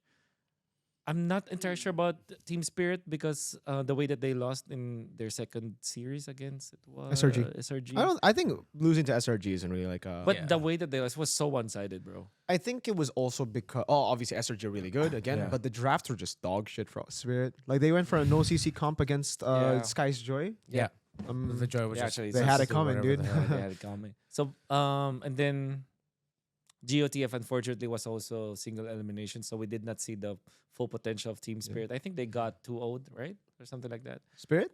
Team Spirit. Yeah, against Aurora Philippines. Yeah. That's why I felt like we have not seen their full potential yet. So I'm not gonna say anything, but I do want Kid Bomba to succeed eventually. Same, dude. Yeah, Same. because it's just a different way to see Kid Bomba is. I don't know if you feel this way, but I think Kid Bomba is a reflection of what you want to be as a kid. Yeah, Like because I'm not I'm not arrogant enough and not egotistic enough, but deep inside you kind of want to. but you're just like being suppressed by Yeah. social norms. Yeah. And Kid Bomba does not care about social norms, you Yeah. know? I think Kid Bomba, that's one of his biggest legacies for Yeah. the scene, is that seeing him in M5 doing everything that he Yeah. was doing with that really made everyone think, you know what? I think it's time for us to stop asking for humility from Yeah, our players. yeah. I want them to be like that guy. Yeah. And I want- ever since Kid Bomba showed up in Yeah. M5, that's when you saw players being more outspoken, That's right. That's right. taunting a little bit more. And it's not even the taunts that you want to punch the guy. It's the taunt of like, shit, that makes sense to do at Yeah. that moment. Game, Yeah. respect, game. Yeah, so that's how I do hope that they break their limits. See, yeah, I agree. See, for me, when I was playing competitively as well, I've always been that type of player, like the You're Bomba. arrogant. You were Yeah. arrogant. I was very arrogant, Yeah. dude. I was Mere Bomba. like that, like, you know, NPD. I'm the main character. I'm better than everybody type of deal. That's why I really respect that mentality. Mhm. And I never said this, but I guess I'll say now. All the players that I mentioned, like Rins, Aaron, Ye3 even, Aran, when he was, you know, when all of them were trash talking and they got bashed for it, I DM'd every single one of them. And I tell them, yo, I'm a big fan of you. Like, I root for you because of what you're Mhm. doing. Mhm. So don't care about the hate. Because again, I want to see more of that. I don't want to see them become little bitch boys, little soy boys that, you know. Soy boys. Yeah, it's like, What's bro, a soy boy? soy boy is like, you know, because like when you drink soy, it's like Oh, estrogen and you become fine. like a, yeah. It's not- Fine. All right. Yeah, so it's like All soy right, boys. all That's a right, term, okay. internet term. Okay. Okay. But- okay. Yeah, I don't I want get it. them. I just really dislike bitches, man. Seriously, not like bitches as in the not females. Okay, yeah, I'm not yeah. trying to be Clip sexist. that. Yeah. Context, like bitches as in players who just are pussies. Players who are Yeah. pussies who don't want to talk, who don't want, you know. That's why I respect Bomba. I respect everybody who's well spoken. Yeah. Zane, bro. Mm. That's why I really like Zane. Yeah. He's the guy who's like, come on. Yeah. Even the Malaysians, right? Even the Malaysians who like hated on him. Mhm. Would you watch the Vamos BTK match if it wasn't for that bullshit he pulled? No.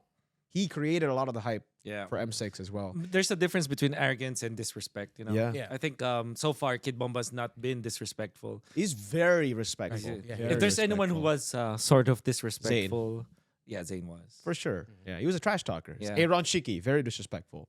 Of course, Niall with the double. Oheb? But see, The first finger. it was the first. the first Was it? No, it wasn't. the It first wasn't. finger was Doyok, bro. A geek fan. What season was that? I was thinking the Season PH. 5. Was that our first No, finger that in the was PH? that wasn't. The first one was Rebo, and then there Six. was Trevor. Oh, wait, no shit. Yeah, the one in the crowd Yeah. where they caught him. So and that- then in Indo, it was. Oh, Doyok. Doyok. What Season season? five. I think 5 or 6. 5. All right, I think so- 5. A COVID era. COVID it was era, online. yeah. Yeah. All right, He did this so- to the camera. Yeah. So for Kelra was the third finger.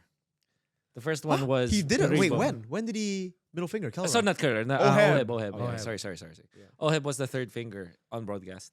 That was First towards was execration, Rebo. right? Yeah, After but- winning against execration. was it execution?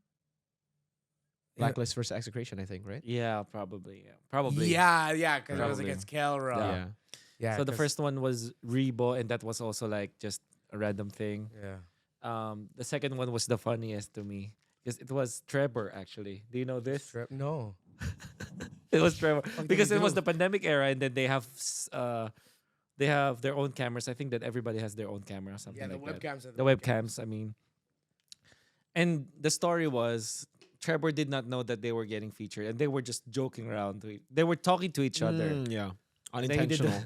He did the figure, and then it's like, woo. Hey, Clippers, there's a suggestion for you. All the middle fingers. All the middle Oh fingers. yeah. MLBB Esports Edition. Yeah. Where are we at? What were we talking about? Yeah. A bomba. Bomba and Turkey. Turkey.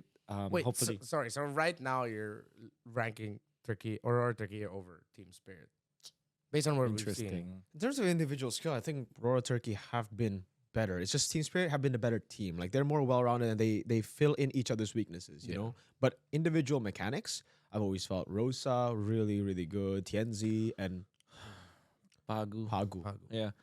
Because they have their peaks. Like speaking of like plays, they have their own. Mainly Tienzi though. Tienzi is Yeah. really good jungler.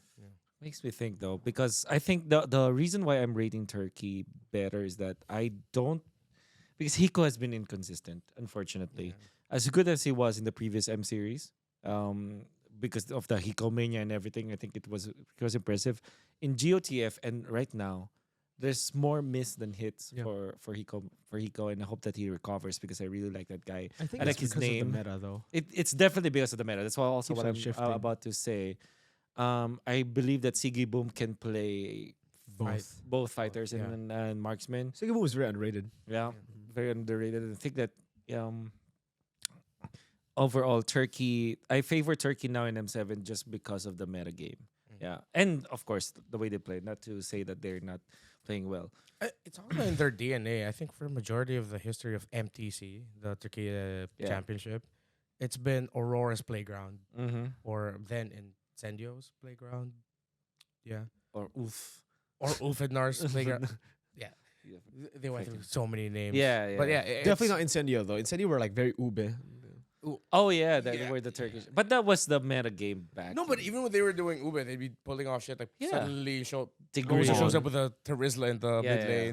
lane. They do Ube, but they can also like do setup catch up like Tigreal. and- Apex, Yeah. dude. Apex was so good at those Yeah, picks, man. yeah. The 5-man Tigreal ult Yeah. against Blacklist MSC was That's like right. That was- crazy. I believe that that's they're rating Turkey. However, there's like Onyx is a threat. Obviously, TL is a threat. Aurora Gaming, which we haven't talked about Or a yet. PH. PH, yeah. Yeah. Also a threat. I think that they just have to clean their gameplay though. I think they're strong, dude. I mean, Yeah. aside from, being the consistently most inconsistent team. Oh man. Yeah, that quote was like M6, bro. A lot of people bringing it up now. I mean, I guess it aged well, but It aged so well.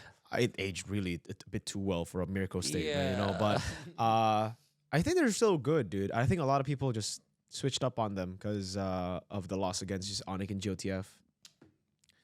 Yeah, that added way more fuel to the fire that they had. Jokers. Yeah, Yeah. especially it's sad when you think about it though, because they were absolute fucking monsters Yeah. for like 98% of NPL 13-1. Philippines. 13-1. Yeah, 13-1. Oh man. And you have my GOAT, Light, XBTR, bro. How are you Yeah. not winning? Yeah. They called what Chayo? Chayo? Chahyo, bro, Chahyo. Chahyo. Let's come back Chahyo? to BTR. So, Light is Cahaya in Indonesian, Chahaya. and Chahyo is a common name. Sheffrin's name is Chahyo, actually. Oh, so yeah, common yeah, name in yeah. Indonesia. So we call them Chahyo, bro, Chahyo. Yeah. Okay. Yeah, because I think they give Indonesian names to players, right? Or no, it was in Malaysia. Yeah, Malaysia, Innocent and Ikram Yeah. and Innocent. What's Innocent's name? I But forgot, but they uh, had their a even Malaysian name. Arcadia has his Malaysian name actually. Cool. So they were granted that they were when they got accepted to Yeah. the tribe, whatever. Yeah, Broski is Um, Indonesian now. Very actu- Very soon, actually. That's Dude. fun fact. Yeah. Yeah, he's actually I'm proud. I'm proud of. That's my goat actually. Like because there are sometimes where you have your biased goat. Like for sure, the goat is Carl Tizzy right now. I can always say that. There was a time when I thought Few was the goat, but then Carl Tizzy took over, and Carl Tizzy is now undeniably the goat. But it's like you have your personal biased goat. Yeah, for sure. that's You have your Paloyski for favorite me. player. It's Yeah. not your GOAT, but it's your favorite player. Yeah. Yeah. Who's yours? Like your unapologetically favorite player, no matter what happens. It's always been Carl, man. Always Carl. All right. I knew Vanilla. I No, just knew kidding. he'd be my favorite player since he called me a crybaby. Ooh. like, This Yeah. guy is gonna be my goat. In M2 because And Yeah, oh. because I cried when the Philippines won the Filipino Ah. broadcast, and then people were asking what you think about him. It's like, oh, iyakin yan, which is Yeah. crybaby. And Yeah. then when I won the best talent in season 11, I called back to it. yeah. I didn't think anyone would remember it, but people Yeah, laughed. yeah. Because the first thing I said was, man, Carl T is gonna call me a crybaby again in Filipino, and then people laughed Yeah. off. And then when I bumped into Carl, Carl Tizzy actually backstage- won that season as well. Yeah, right? Carl T won that season. When I bumped into Carl backstage, we were talking about it, reminiscing. We Yeah. laughed. It's Yeah. like, yeah. Yeah. So who's your unbiased? It's more goat? boring than him. Kyrie. That's not boring. You know what? I think it's pretty boring, no? Like, I think, No? well, maybe because in Indonesia, everybody, Maybe it's boring in Yeah. Indonesia. Yeah. yeah. No, but the man has a sausage, so But wait, no. I mean, this is my favorite thing to say about Kyrie, dude. you gotta. I'm sure right now I can say that it's between that Carl Tizzy. It's between Carl Tizzy or Venus as my Favorite. best player. Like if you ask me who's the goat I'm gonna probably say between those two Yeah. people. If you ask me best roamer of all time, I'll say Venus. If you ask me best prime roamer of all time, I say Yaoi. That's a hot take, I think, because some people will argue against it. Like, especially because you're Indonesian and Kiba is there. Hey man, I love Keyboy, but what Yaoi did at M4, Yeah. nothing Unforgettable. ever tops that prime. Okay. He was the architect of breaking the Yeah, Ube. yeah, Echo, no one would have broken Ube without a roamer like Yaoi. yeah. You needed that guy with what Yeah. he did then. Every time he's like, yeah, I'm gonna get this one for you. Mm-hmm. Bam, kick. Yeah.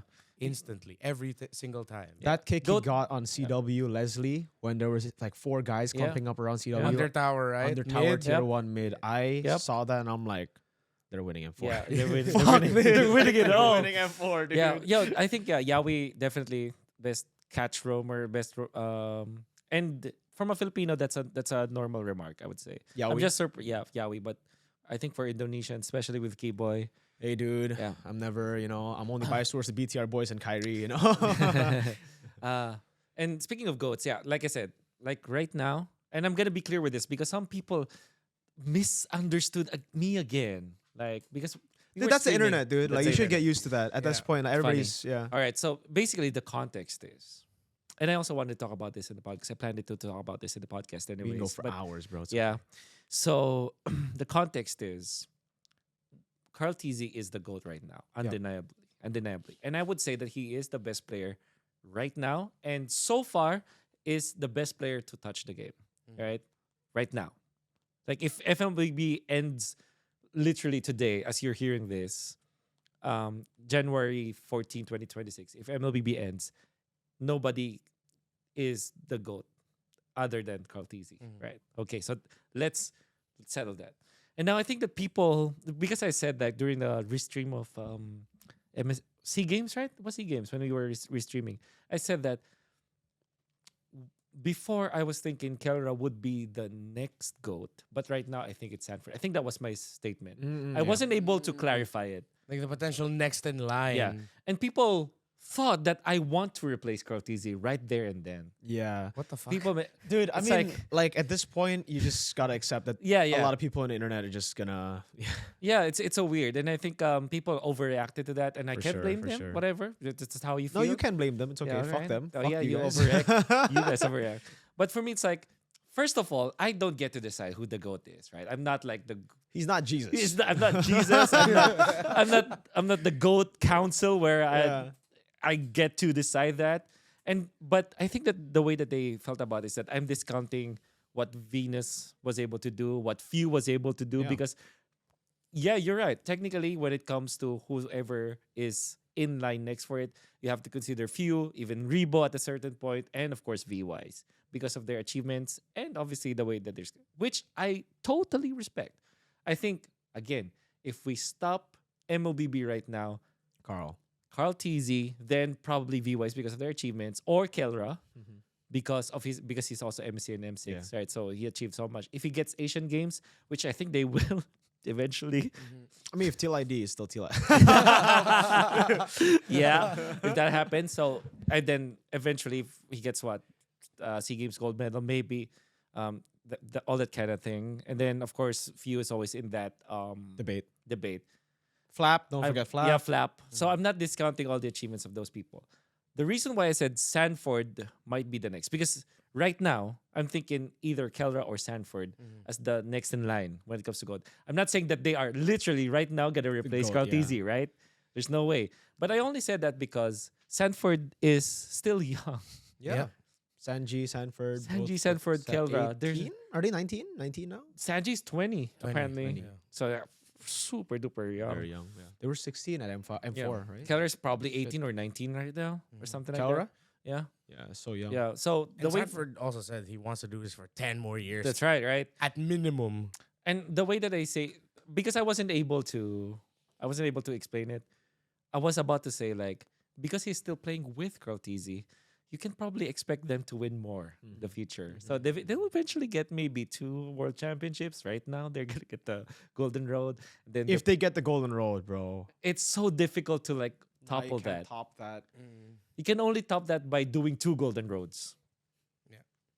basically. Pull a T1, like go back to back to back. Yeah. Three-peat world championship. So that's why I felt like Sanford might be Next the in line. next in line because he's still playing good, and you know that he has a prime. And then you see, did you see the game when they won against Aurora in M7, the game number 1, the first game? Oh yeah. Sanford was crazy. Yeah. At that point, that's a low performance for Sanford. He didn't get a savage in the first minute. Didn't get the first blood. He didn't get the whatever. Get but 3 solo kills in a row. Played Alice and like wow, Alice. Vinuya better. Vinuya better. No, CC Mune better. CC CC Mune. Mune, Vinuya, Sanford. I think CC Mune is overrated, bro. Vinuya is better. But Sanford with the Lapu Lapu in M4 Oh, that was something else. was something else. Yeah. But CC Mune and whatever. Sanford. But that's my point. I'm not saying that Sanford right now Yeah. literally is better than Kelra or better than VWise or better than Flap or anything in terms of achievements. But I think in the future, if there is someone I think that's the better what's the better statement? If there will be someone to eventually replace the GOAT, it's probably Sanford or Kelra. That's what I'm trying to say. He's my second favorite player, by the way. Like Kyrie, Sanford. Yeah. And you started in M4, right? M3. Sanford M3. Oh, sorry. I started casting M3. But yeah, Sanford, I started becoming a fan of Sanford M4. M4, Yes. yeah. There you go. You know what's funny, and I'm gonna do this again when I eventually interview Sanford, because I was researching on when the Echo Express started. Do you know when it started? Season 9. Echo Express. Echo Express. I know that was also 9. Yes, Because that's that probably went season- alongside House of Highlights and Yeah. all of that. That's funny because I watched every single game of season 9 and 10, and I just can't find the mention of Echo Express in season 9. Maybe it was 10 then. If Yeah. that's the case. But those were just games. I couldn't find the analysis portions Yeah. or the in between. Maybe that was mentioned. I don't know, but I think it should be 10 because that's when Sanji and Sanford joined in, right? Because season 9 was still Renmar and Renmar, yeah. like the Easy. old. That's right. old And they Echo. lost in their first day. first day of Of They got playoffs. swept by Omega. Yeah. Yeah. That was crazy. So I went after season 9. I first said, why can't I find that in season 9? Then season 10, the very first game. So basically, I had to watch it like chronologically so that I get to hear it for the first time, because we're doing a research piece on Echo Express actually. So that's the reason why. And I chanced upon literally the first game of Sansan, of Sanford and Sanji, because in season 10 there were Echo Loud and Echo Proud, right? So the very first game, it was up against Onyx, a new Onyx. Monster and Cryonic. Was it? It was That's Prince and Prince and Sui, Nets. Nets. Yeah. So and then of course Sanji and Sanford replaced Kurt and Three-Mar. Three-Mar, and Sanji and Sanford were relatively unknown compared to other people. So people did not have any expectations about Echo during that time. So it was like a normal match. Nobody expected that to be a banger. It turned out to be a banger of a match. It's a great way to end that day. But I was casting and it was the first Echo Sanford game because Sanford played season 8. Season 8. The Benedetta game. He didn't play season 9, right?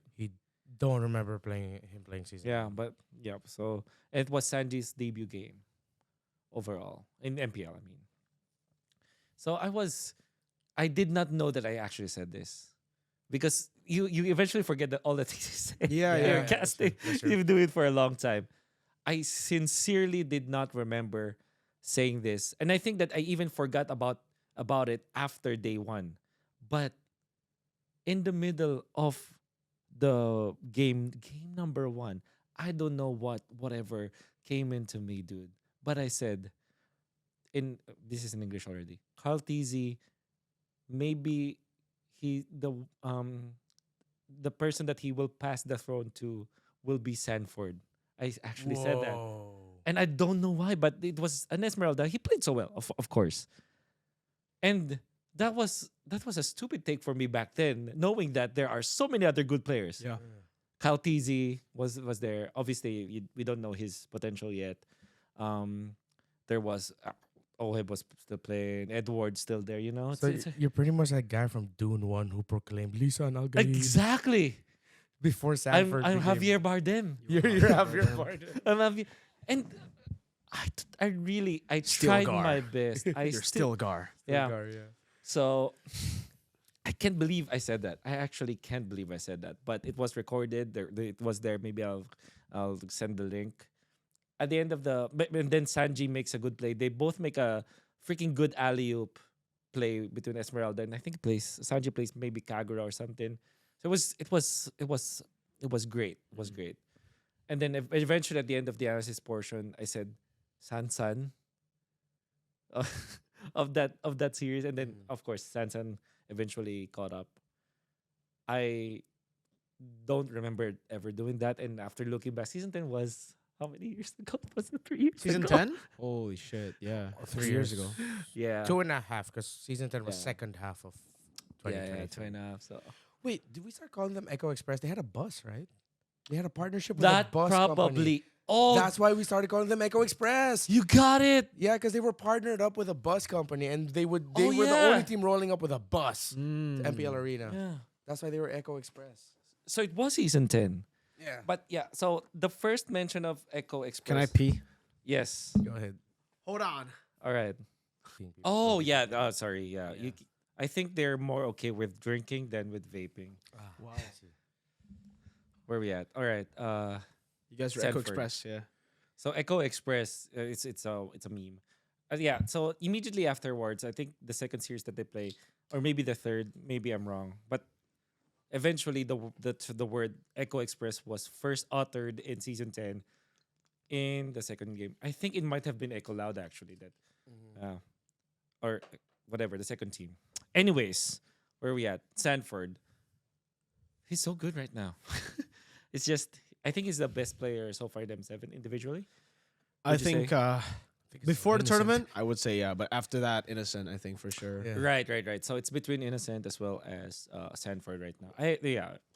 Can't argue against Innocent. Innocent's he's a beast, especially because he plays the marksman so well And the fighters.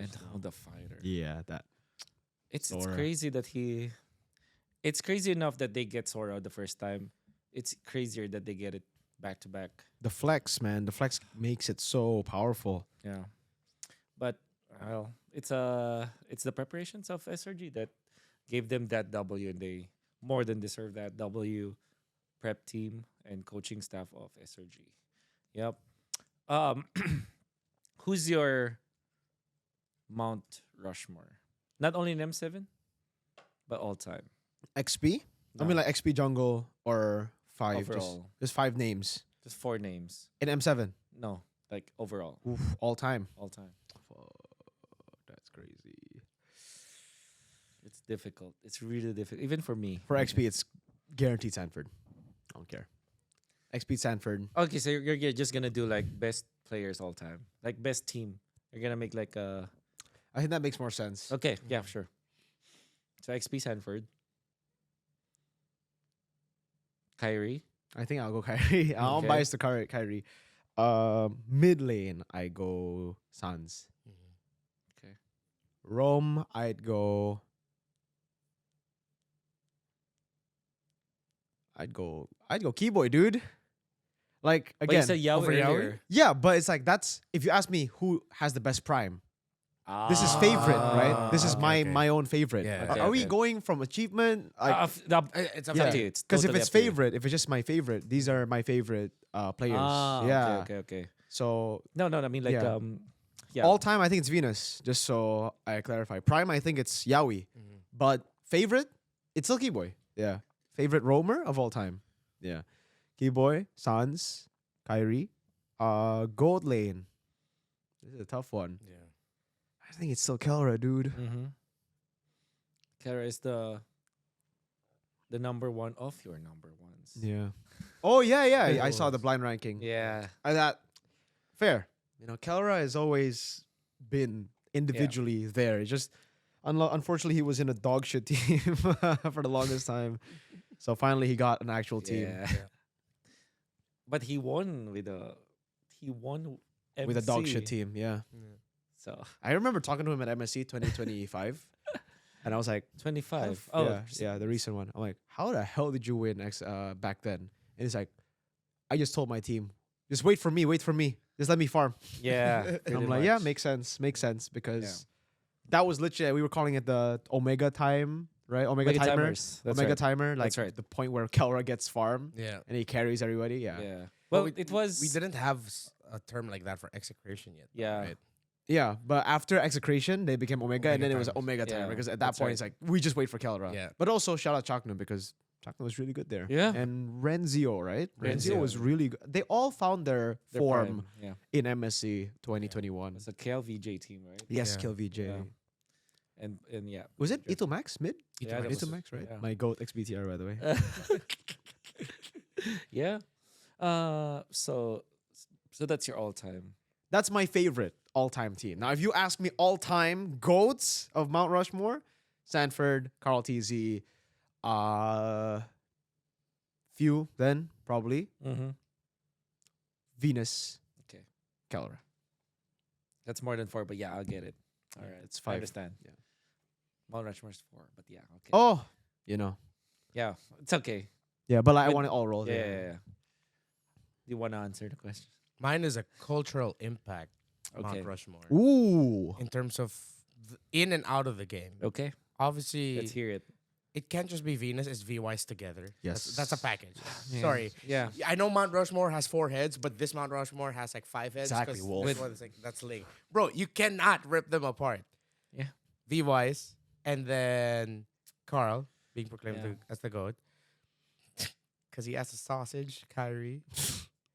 I'm not being a perv here, guys. He legitimately has a Yes. sausage. He worked at the sausage brand. That's facts. Yeah. You can literally eat Kyrie sausage in Indo. Yeah. And I'm pretty sure he had a big cultural impact for Indo. MPL ID once he Yeah. came in and then started racking up. Yeah. Yeah, exactly. And then, wait, who'd I say? Kyrie, VYs, Carl, Kyrie, VYs. Carl. Oh, there's one more name I'm forgetting. Oh, wait, no. Chaknu.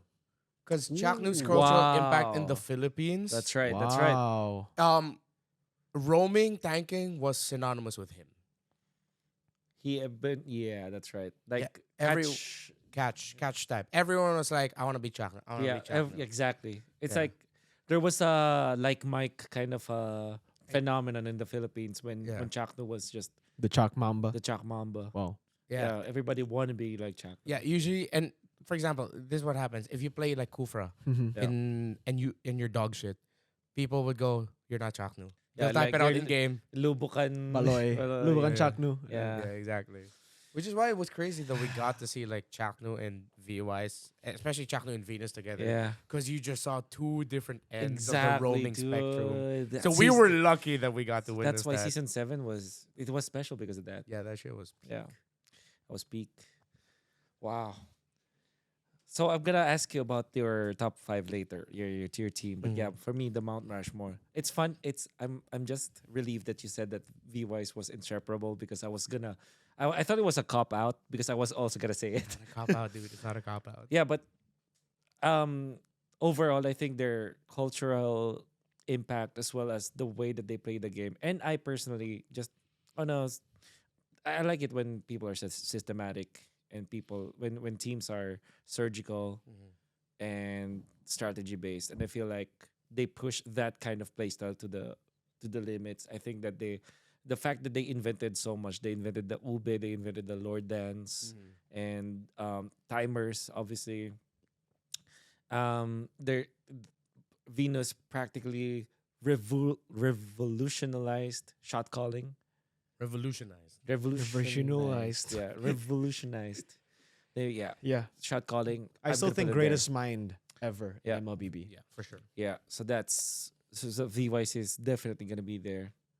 They're quite inseparable, and it's not yeah. So that's the first face in my Mount Rushmore.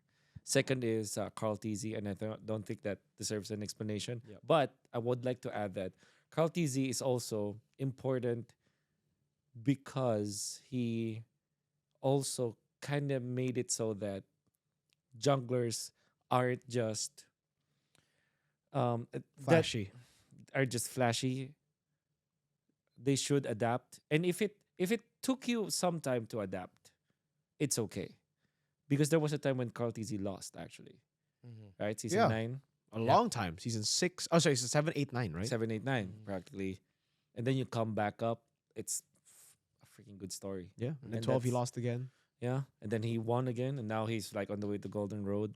So that's, I think that the Carl TZ is just so impactful because he really just defined being a jungler, being the perfect jungler. Both utility, assassin. Yeah.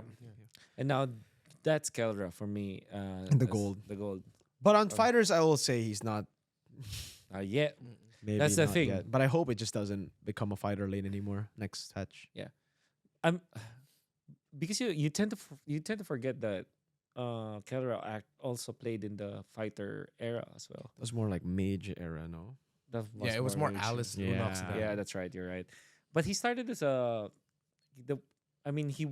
he got picked up by Markey as a The fighter. solution. My goat XBTR. Yeah, It was as a fighter. Cho, right? Turizla. Thomas. Thomas and Thomas Thomas and Turizla. The Turizla. hell? Jawhead Yeah. in the side lanes. Well, yeah. Yeah. That was a long time ago. But yeah. they evolved to different ones. Yeah. So we'll see. But yeah, I think Keldra. Yeah, so that's Carl. VY's Carl Keldra. Now Sanford. He used to be Edward, and I'm sorry. I've always been an Edward fan. Remember when we had our first podcast. Yeah. You actually said Sanford, and I said Edward. Yeah. I did after M4. I remember M5, M6. I got so much hate because everybody's like, "Why the fuck are you saying Sanford's the Yeah. best? Right? We got Kirk now. Who's Flap? He has 2 Yeah. world champions." And I'm like, I don't care. Yeah. If the question is who I think is the best individual XP of all time, I don't care if he never wins another world championship, dude. Yeah.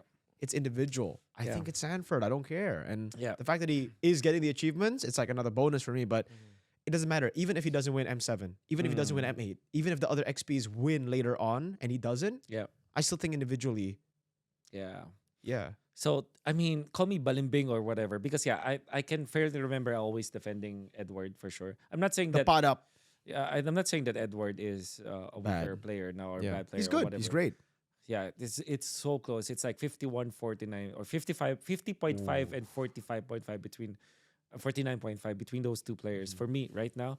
But I think because of his potential, Sanford, and the way that he plays, his impact in the game as well, and the way that he conducts himself right now, I think he's definitely gonna be one of the unforgettable explainers in the world. When you said that about him being like your next in line as a potential Yeah. GOAT, he could be the potential also super down the line many years from now, next phase of MLBB. Dude has a face card too. Guy's handsome. Guy's handsome. Sanford. And he's really good. at the Hubadero game. Sanford. Hubadero Is Sanford. he actually over there now? Yeah, dude. Yeah, Look at yeah, his yeah, yeah. stories. Hubadero Stories, Sanford. bro. Yeah, man. I try to. Naisu's rival. Yeah. Dude, Hubadero. at a certain point, I don't want to scroll Instagram anymore because randomly you get like, Shirtless Naisu. shirtless nice so out of nowhere. God damn it, Naisu. Comment now if you have experienced shirtless Shirtless Naisu. Naisu. Take a popping shot up in every your time you life. see Naisu's shirt. Yeah. We're all gonna have problems. Yeah. It's interesting because we have not mentioned mage, a mid laner, right? Like me for Mount Rushmore because Like that's a just pure four. mid laner. Yeah. But you did say Suns. Suns. And if it's all time few, right? I said earlier. Oh, yeah. Yeah. But you know what? I will say this. For me, I think someone that comes to mind instantly when you say mid, and it's like super iconic for me. Maybe because I started casting. That's my first world championship ever. But it's Haji, dude. I love Haji. He's my favorite player on Blacklist. Like, Yeah. if you ask me, even back then, M3 Prime, who my favorite was, everybody would be Edward, Oheb, right? Finals MVP, VYs. I'd say Haji. That's why I got a Haji Blacklist jersey. Mm-hmm. Yeah. And I Yeah. can't blame you. It's great. Oh yeah, and that was The the Kadam time machine. where they Kadam would machine. the Kadam machine. Kadam machine. That was also the time he was still lightly role swapping with Venus. Yeah, dude, the depending on Cho pick. M3, Yep. like he kept on swapping, and then V played Venus. V played V played Eve Eve. when he played Cho, Mm-hmm. and then they would swap again. When, Yeah. it's really cool. Haji's They're amazing. 4 or I like 5. Haji. They're practically swapping between position 4 and 5. Actually, yeah, when you think about it, what Oh My Venus and Haji did during M3 was insane. Yeah. The That- constant roll swap. Yeah, the constant roll swap. There were so many good stuff in M3, like how Marquis will play freaking Farsa and Lilia. Yeah, dude. Ah, yeah. Hate will play Beatrix. Baloy in the mid. Natalia. Oh, Baloy I missed Natalia. that, man. Selena always getting banned Yeah. if it comes through. Delar it's Uranus. Delar. Delar. Yeah. The Lars Uranus and if you're Zayn, it's the Lars Edwards Yuzong. Paquito. Edwards old before Revanphobius, dude. The- Holy that was so that's stupid. Air Edward. That's Air Air Edward. Edward. Bang, bang. Air Edward. Victor Stro. I think though, number one, Zayn's Saber. The one that beat the Ube. The one that No beat one the could Ube. beat it except for Zayn Saber, dude. And the only reason why Blacklist eventually won because they banned the Saber. Yeah. Not just kidding. They won because they are good. No, they got really lucky. Yeah. Shark with the Lolita. Oh yeah, Man. Sharks Lolita. Oh Man, my, that's a throwback. BTK was so magical, dude. Yeah, I I love love BTK. I'll never get past that, dude. And it's so hard to like tell the new gens how special it was because they're like, Yeah. the fuck, they didn't even make it top two. Right? I mean, Yeah. they weren't in the finals. But if Don't you were part of that, understand. none I of us believe it. casters were like when we saw BTK, we're like, oh my god, these guys, they're not Yeah. gonna do shit. And then we saw them play, and it's just like, how the fuck do they Yeah. not have a coach? How are they Yeah. playing without like they've never met each other? That was the Yep. first time ever. The first time they Yeah. met was in the airport, and I was That's like, right. you can't Yeah. help but be a team, dude. It's, Even though, it's such a magical moment. Yeah, I understand. I agree. even though M3 was blacklist and Onyx Philippines dominating, in my mind, when you say M3, first thing I think about is BTK. Yeah. And then the Valley. The Valley, The dude. Valley, The dude. Valley, dude. But yeah, BTK was it was really special. Unfortunately, we don't get to see them anymore. I think that out of So sad. out of all They're of the in- out of all the people, out of all the people there that I thought was like some wasted potential, I think it's Shark. Shark can go places. Zia, dude. Zia mid was fire Yeah. too. The Lilia, the Farsa. Farsas. How Yeah, the and hell fried did they- chicken Beatrix. Bro, the right, shotgun. he The was shotgun. The shotgun. Like if Yeah. Ohev was the Filipino sniper, Sniper. he was the American American shotgun. The most American thing ever. It's so Yeehaw! American. Boom. Howdy. Howdy, neighbor. Howdy, partner. Howdy, partner. Bang. Ooh. Oops. Hello? Or we're back. Where are we at? The American shotgun. The American- Howdy, partner. But that was M3. Anyways, so if I were to pick like the best, like the dream team, right? So you already said yours. Mine would be because I think my Mount Rushmore is different from my Dream team. dream team. Mhm. And obviously, this is assuming that they're all prime. It's funny because I always ask people their dream team, but nobody asked me who my dream team was. Mm. So I'm gonna ask myself that right now. Hey, What's your dream team? Oh, thank you for asking that. I've been perfect. No. Actually, I always think about it but it kind of varies every time. But I think that's natural. But right now, year of our Lord 2026, January 14, my dream team probably will be Carl TZ on the jungler role. I'm gonna have Sanford in there because I think that will be crazy. And then Sunsky boy. Wow. Yeah. Wow. It's crazy, right? Because there's like super friends. Give you a dap there, brother. Yeah, dap. Mm. Yeah. And I'm thinking about this in a duo setting, right? Like because I think that they work so well. It's just hard to defend them right now because they struggled. They're struggling. Onyx, yeah. Yeah.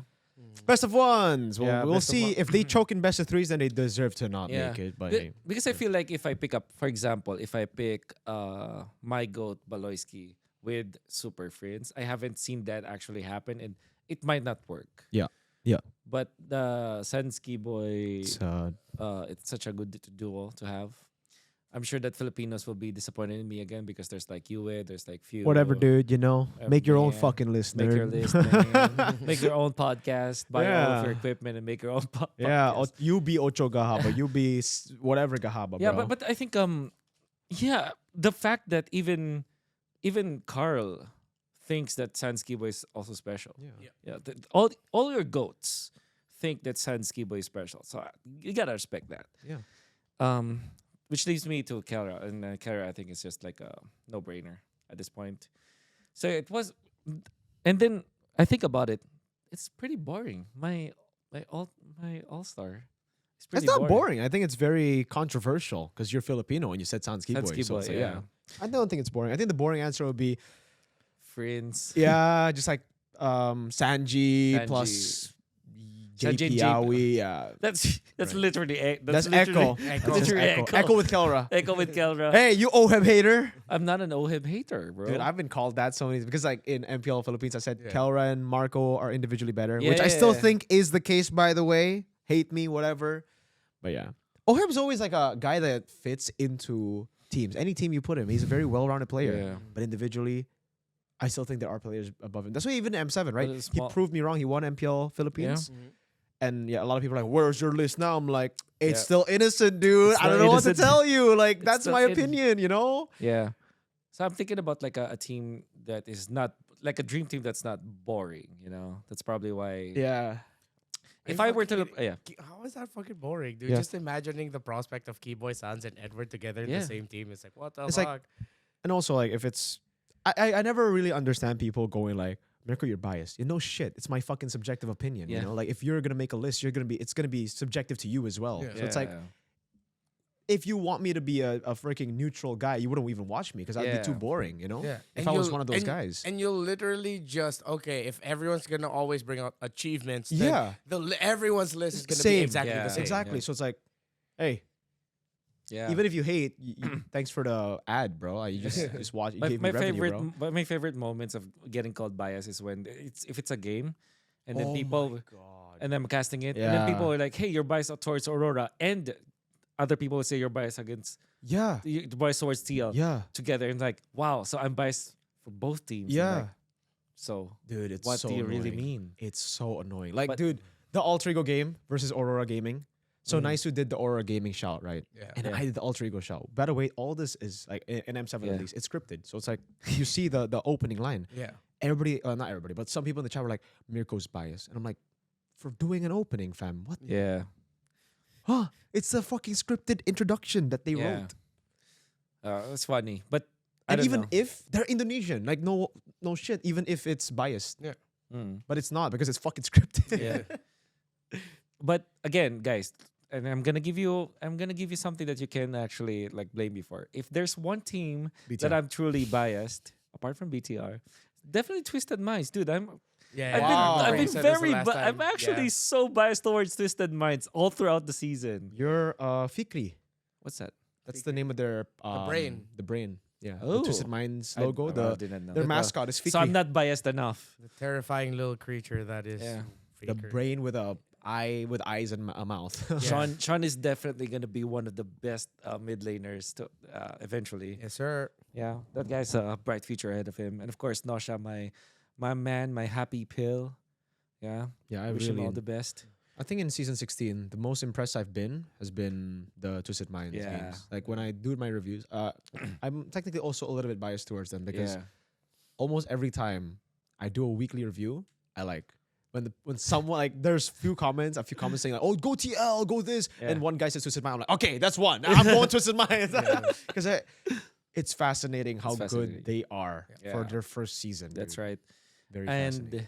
it's cool because they are the anomaly of my theory, because my theory was there's a problem in the Philippines where all they're just specific players that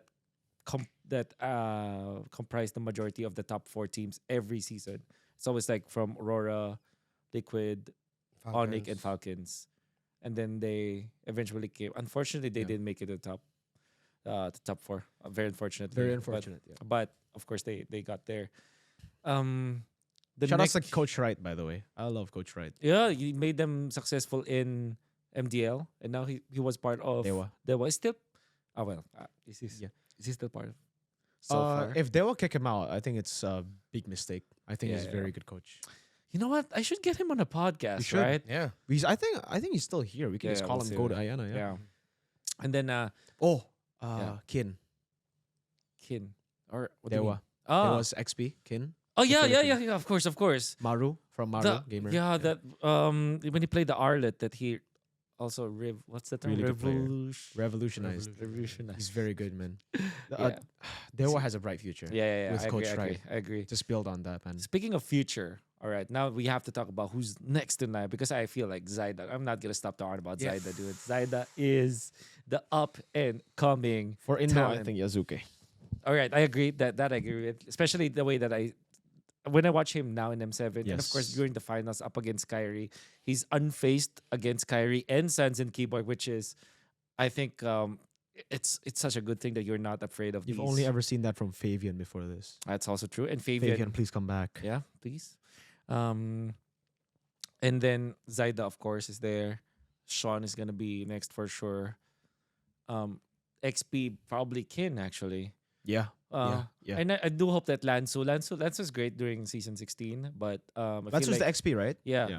But Lansu, I think he's just more delegated in the stuff like Uranus. Yeah. Yeah. But his Uranus is crazy. It's I remember crazy. like, oh, he's good. He's good. Yeah, we call him the Admiral now. Because Oh, shout out to Dilar. Dilar is the General. The general. That's so sick. That's so sick, the That's Admiral. so And you know what's sick. all right, let me Admiral. blow your mind even further. Whoa. Because we were just joking around when we called him the Admiral. Yeah.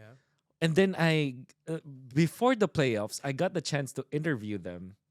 And apparently, Lansu's parents were actually fishermen. Oh.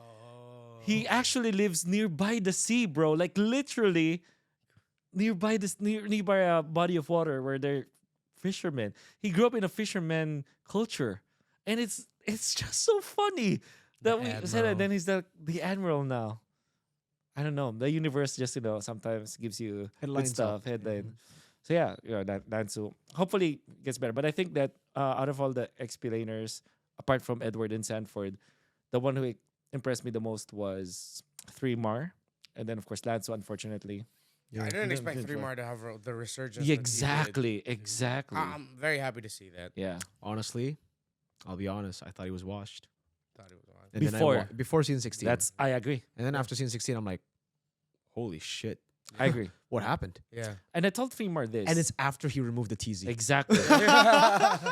I thought 3Mar this as well. Like I thought before season 16, I had like reservations on why James wasn't kept in TNC or something like that, or whatever, or whoever, or Lord JM or something like that. Because I thought that 3Mar, him being in Pendecar for a long time, I thought that that probably was bad for his career in general. I Yeah. agree. And his skill. But seasons MPL, if MLBB, if you prove that you're passionate enough, you can be back. Like how JP had Yes. resurgence, like how Yeah. Nino. Nino. So JP, Nino, and 3Mar, you thought that they will not have that they can improve any further, but they did. Yep. And on a crazy level. Remember this, kids, in MLBB. You're never too old to bang. Yeah. Bang. Donkey won at 30. He did. Oh, he was 30 when he won the world championship. Dip. V, I did not know that. 28. V was also V like was on the 28. older side when it comes to Yeah. like MLBB. Most people think you gotta be 19, gotta be 18. Mm-hmm. Yeah, no. There are a lot of like older world champions that won, and I did not know that Donkey was that Yeah. old. I knew he was like up there, but I didn't know he was actually Wow. flat 30, dude. That's wild. he was a proper dad. Yeah. That was wild. So he's like what, 10 years older than me now? Maybe I think so. Yeah, but like there's a lot of, I think even like CS. Once you see like the legacy esports, they're older dudes, dude. Like I mean, Kerrigan won a major Oh, yeah, at, yeah, yeah. at like 30-ish something, 33 or something. I don't know. Jesse Vash, I don't know if you heard Yeah. about the guy. Like these are old dudes, and they are winning tournaments, and they've played for such a long time, and they just suddenly find a resurgence. Yeah. And I think League is faker. He's 28 now. He just won another title, 6th title. Figure's just an anomaly. Yeah, that guy's weird. I guess. Yeah. I'm not. He's a weirdo. Fakers look 20 for I think he aged 15 backwards, years. dude. Yeah, he I think aged backwards. he looked older in his first world championship than he does now. It's the money. It's the Korean The skincare, Korean dude. skin scare. For real. Yeah. So, yeah, like I need to Yeah, I ask you a wonder. question. I'm sorry. Wait, okay, you first. it might be boring, but yeah, I just like want to ask you like who's the up and coming talent in Indonesia right now? Yazuke. Is it okay? Kin. Is a Filipino though. Yeah, but in Indonesia. So Indonesia. okay, Indonesian player. Yeah, Indonesian player. Yazuke, I think. Does RV count? Or I think RFE can count. Yeah, Yeah. RFE. I think the whole alter ego lineup. So Okay, that okay. that just makes sense. Then, you know what? I really like maybe from Dewa United, Dewa. the gold laner. the gold laner as well, right? Very good player. So yeah, so you think Individually. Dewa, if they stick with Yes. this comp, They gotta make some changes. I'm sorry, Octa. I don't like Octa. I'm Mhm. sorry, Mueza. I don't think Mueza's been that good. I think if Okay. they change their roam in their mid to promising rookies or Yeah. talented individuals, more talented, then I think they Yeah. have a very very good lineup. But also Ray, he's improved so much. Very very good player. Very good player. I heard you like Vincent so much. Worst jungler of season 14. Worst jungler in Indonesia after season 14. And I remember people like, oh my god, Mirko, how could you say that? And then he didn't play in season 15. I was like, well, something definitely was right about that, because Yeah. if Geek Fam didn't think that was the case, he Yeah. used them. But yeah, no hate to the player. When I make those statements, it's not personal. And I Yeah. actually DM'd him. I was like, dude, I'm sorry if you feel like attacked. It's not. Yeah. I don't hate you. It's just Yeah. like that's my analysis. I called Ray the worst jungler in season 13 as well 13. because, and I always give reasons for it. It's just not Yeah. clipped, right? It's just like Vincent. He's an amazing utility jungler. If it Yeah. was utility meta, top 3 for sure. But it was assassin meta, and he just couldn't adapt. Mm-hmm. And Ray's the opposite. He's an amazing assassin jungler, but in season 13 it was utility meta, and he just couldn't adapt. Hazel was better for Geek Fam. Yeah. And then now they've I don't know about Vincent, but Ray has improved. Both utility Mhm. assassin, very good player now. So yeah. Yeah. So in the Philippines, when you say someone is the best, they are quite civil about their arguments. They're not okay. But if you say someone Is the worst. is the worst, that's when they really raise their pitchforks. I Yeah. remember when Rebo was just asked like, who do you think is the most, what was the term, that needs a lot of improvement or disappointed you or something like that, did not live up to your expectation. And the he most said- disappointing player. Well, yeah, something like they said like V Wise or something. that. Oh, Or V, V, something damn, like damn, that. damn. And it's only because they weren't able to win matches or something like that. Yeah. So it's somewhere along those lines, and people were just hating on Rebo. And because I think in the Philippines you can say who's the best, but if you say who's the worst, yeah. that's where they're very uncomfortable. I think it's a given though. Like when I Mm. make those statements, I know I was gonna get clicks. So Yeah. it's like I just don't give a fuck. Yeah. I'll just give my opinion. And I think that's why also I have the following that I do. Yeah. If I wasn't for that, being Mm. vocal, being honest, a lot of people would just be like, yeah, why do I follow this guy? This guy's Yeah. boring, no opinions, no nothing. So the people who agree with me, who like my type of content, come. If you don't like it, Yeah. then stick with Teletubbies or something. I don't care. Yeah. So yeah, what was your question again? Then you This was, oh my God, this just goes to show you how fucking 78 IQ country, by the way, Indonesia. Shout outs to Indonesia. Amazing for idiots. we actually googled Yeah, it. we by the way. googled that. We googled that. Average IQ in Indonesia is 79. I feel like, for me, 20. I'm not joking, but okay, wait. There was a statement. Mhm. The GOAT of esports. Okay, who's your GOAT of esports? Is this esports like Esports. Just esports Esports. GOAT. What's your esports GOAT? What's your Wow. GOAT for PC? I think for me, Or esports? I think esports in general is just Faker. There you It's the go. one that everyone knows. Okay. should be Faker? Yeah. Is that a hot take? No, Is not that a at hot all. take? Not Okay. at all. So But- it's a hot take in Indo now. Okay, wait. Huh? Yeah. Bunch of fucking idiots, I'm telling you. Like, Yeah. I got asked this on stream. I didn't want to talk about it because I feel like it was just so dumb. And it's just like an Indonesian thing where people just talk about this bullshit. Media was picking it up, everything. So Lemon disagrees. He's like, he was asked, by the way. It was not his fault. Again, it's a Yeah. donation that asked him, Yeah. who do you think is the PC GOAT? Okay. PC. He didn't say esports. PC GOAT. And he said, I don't think there is a PC GOAT because every game is different. I don't think it's fake. Fair. Fair, Fair yeah. opinion. And then another person, Adele is her name. She's a content creator. Said like, oh, Faker is my GOAT of PC. I don't care what anyone thinks. I think like, yeah, Lemon opinion, blah, blah, blah. He said Faker. And then people got triggered. People were like, oh my God, she's calling Lemon out. And people were like on her side and some people were on Lemon's side. And it became a whole big thing. Ladies and gentlemen, it's a fucking opinion. If I think the GOAT of PC is myself, it's an opinion. I am entitled to my Yeah. own opinion. It got so big and people were making fun of her because she said Faker is the go to PC, and they were like, oh, so Faker can play Counter Strike. It's like it's such. Oh it is my One of the God. dumbest things ever, and it really pushes the 78 IQ, dude. Like, damn, I am so disappointed by my country. It's so stupid. Seriously, the fact that that became a big thing. Yeah, exactly. Yeah. I was like, I don't even want to talk about it. That's how disappointed I am Yeah. with the people here. But yeah, it just goes to show you how dumb we are, and maybe that's why we don't win world champ. I'm joking. I'm joking. It's a joke. It's a joke. But It's yeah, a that joke. whole thing that happened, and like you understand the Wow. concept, right? Yeah. Of like, who do you think is the esports goat? And that doesn't mean he can play every esport. Yeah, It's like exactly. in athlete. Who's the best athlete? People will say Michael Jordan. No one says, can he play football? Yeah. Come on, bro. Yeah. What is this dumb? Yeah, it's so dumb. Yeah, I think, and I know this. I know this is already a topic. I've seen a video of this, and I kind of like agree because I know the history of StarCraft, and I'm sure that the achievements of what Faker is achieving right now Yeah. has already been achieved before Yeah. by a player called by two players. In fact, that they're arguable in StarCraft 2 or even Brood War. It was Hero or Flash. And I remember having this conversation with another dude who's like really into esports, and he's a Faker fan, he's a CS fan, he plays Dota 2, he plays almost everything, and also StarCraft.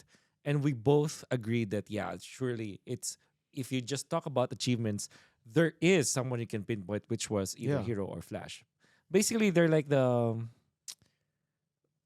I don't even they're not even like Michael Jordan. They're probably like who's that? Tom Brady, Tom Brady. who Football, literally American won football. everything. Like you can't really touch them. I think it's. I mean, American football. It's Tom Brady. Yeah, something like that. So it's like that kind of level. Both of them are during their primes, and it's weird because you probably have not heard those names before.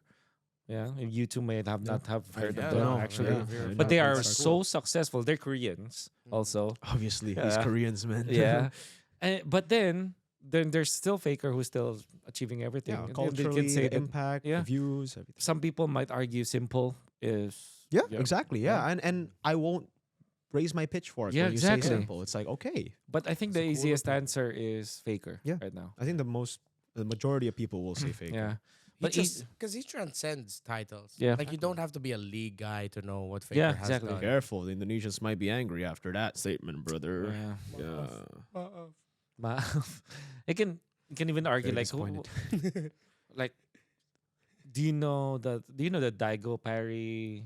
Yeah, the Street Fighter. Oh, yeah. wait, Yeah. what game? Street Street Fighter, right? Fighter. Chun-Li, Street Chun-Li, yeah. When Chun-Li Oh. was kicking it, then Like Yes. that might be like the best esports moment, of all time. Yeah, right? yeah. And it's easy to dude, that was understand. so hype. Yeah. I don't even play Street Fighter, but that Yeah, shit's crazy. exactly. I Yeah. don't even play Street Fighter or fighting games to know Mm. that was peak. Mhm. And it was like it was just a screen recording. Yeah, It's dude, like- it's so iconic. It's so though. iconic. So iconic. Google that, the Daigo parry, everyone. It's New gens. new gens, please. Yeah, it's great. It's a great moment. And then okay, maybe we can end with what's your best Esport moment. MLBB moment so far. M series moment. Okay, M series. Okay, specifically M or because there are some good moments in MSC. You know, Yeah, right. Keyboy, Kai, the escape. There's so many. There are so But many. I think all right, yeah, let's say international MLBB so that everybody can relate easily. You first. I know you asked me this question before. I don't even remember what I said then. I can always revert back to just the Kyrie Hayabusa. The M4. M4, holy shit, that yeah, was the that was nuts. best. Oh my That god, what was- a play. that Holy shit. Prime Echo got is- cooked by that. Holy shit, you're right, man. Because it's almost complete. It's like That one was guy insane. outplaying the entire team. That was And so the good. the team that he outplayed, they're not Was like the bots. best They're team not, in the they're world. literally they eventually became the champion. So Holy shit, that was a with the best players out there, we were watching in Ayana. Like, we dude, were oh actually. my god. we creamed, bro. Dude, we creamed. Oh, you guys weren't casting that day. You were. No, we were went eating back. nasi Yeah, padang. we were eating nasi padang. We were watching. It was like, no way that just No way. happened. No, it was in the vlog too. I was vlogging. That's actually yeah. Oh my god, what a moment. We couldn't recover for Yeah, 30 minutes probably. Yeah, we were there. I had to go home, but I was just like, after that play, I just can't move. You know, Yeah. like holy shit. Yeah, that's crazy. And there, yeah. So yeah, you have that. Yeah, that's probably my best moment. But I'm still thinking about other moments though. Yeah, so that's mine. What's yours?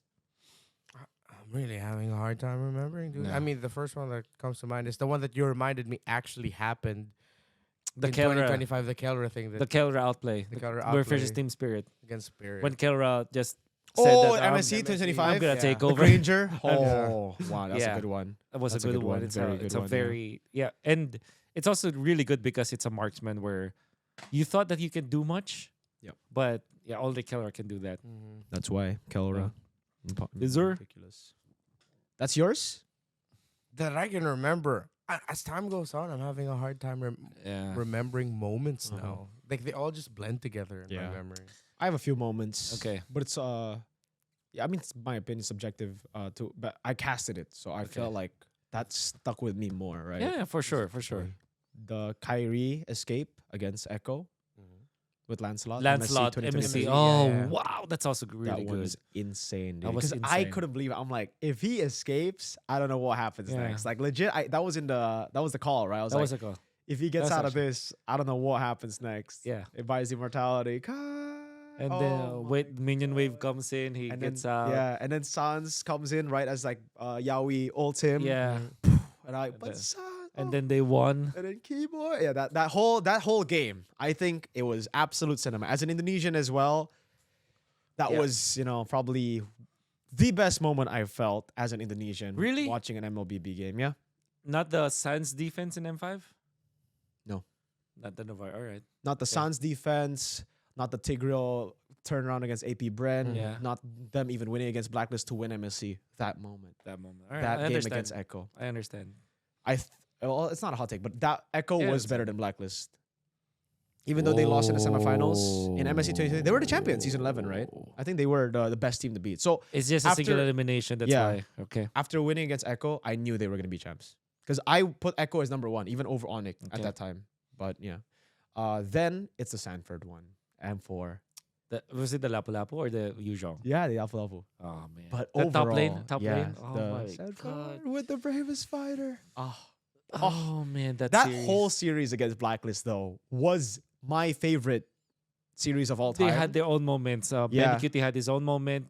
Of course, Sanford. Sanford. Um, And then the Carl- whole everyone just styling on Sanji Blacklist. Yeah, oh, dude, everything. That whole Yawicho. Oh, Yeah, when you think about it, my it God. really captures House of Highlights perfectly. yeah, Yes, that was yes, so beautiful. yes. So that, yeah. But then M5 happened. That grand final was just oh my god. The fact that it was 4-3. Yeah.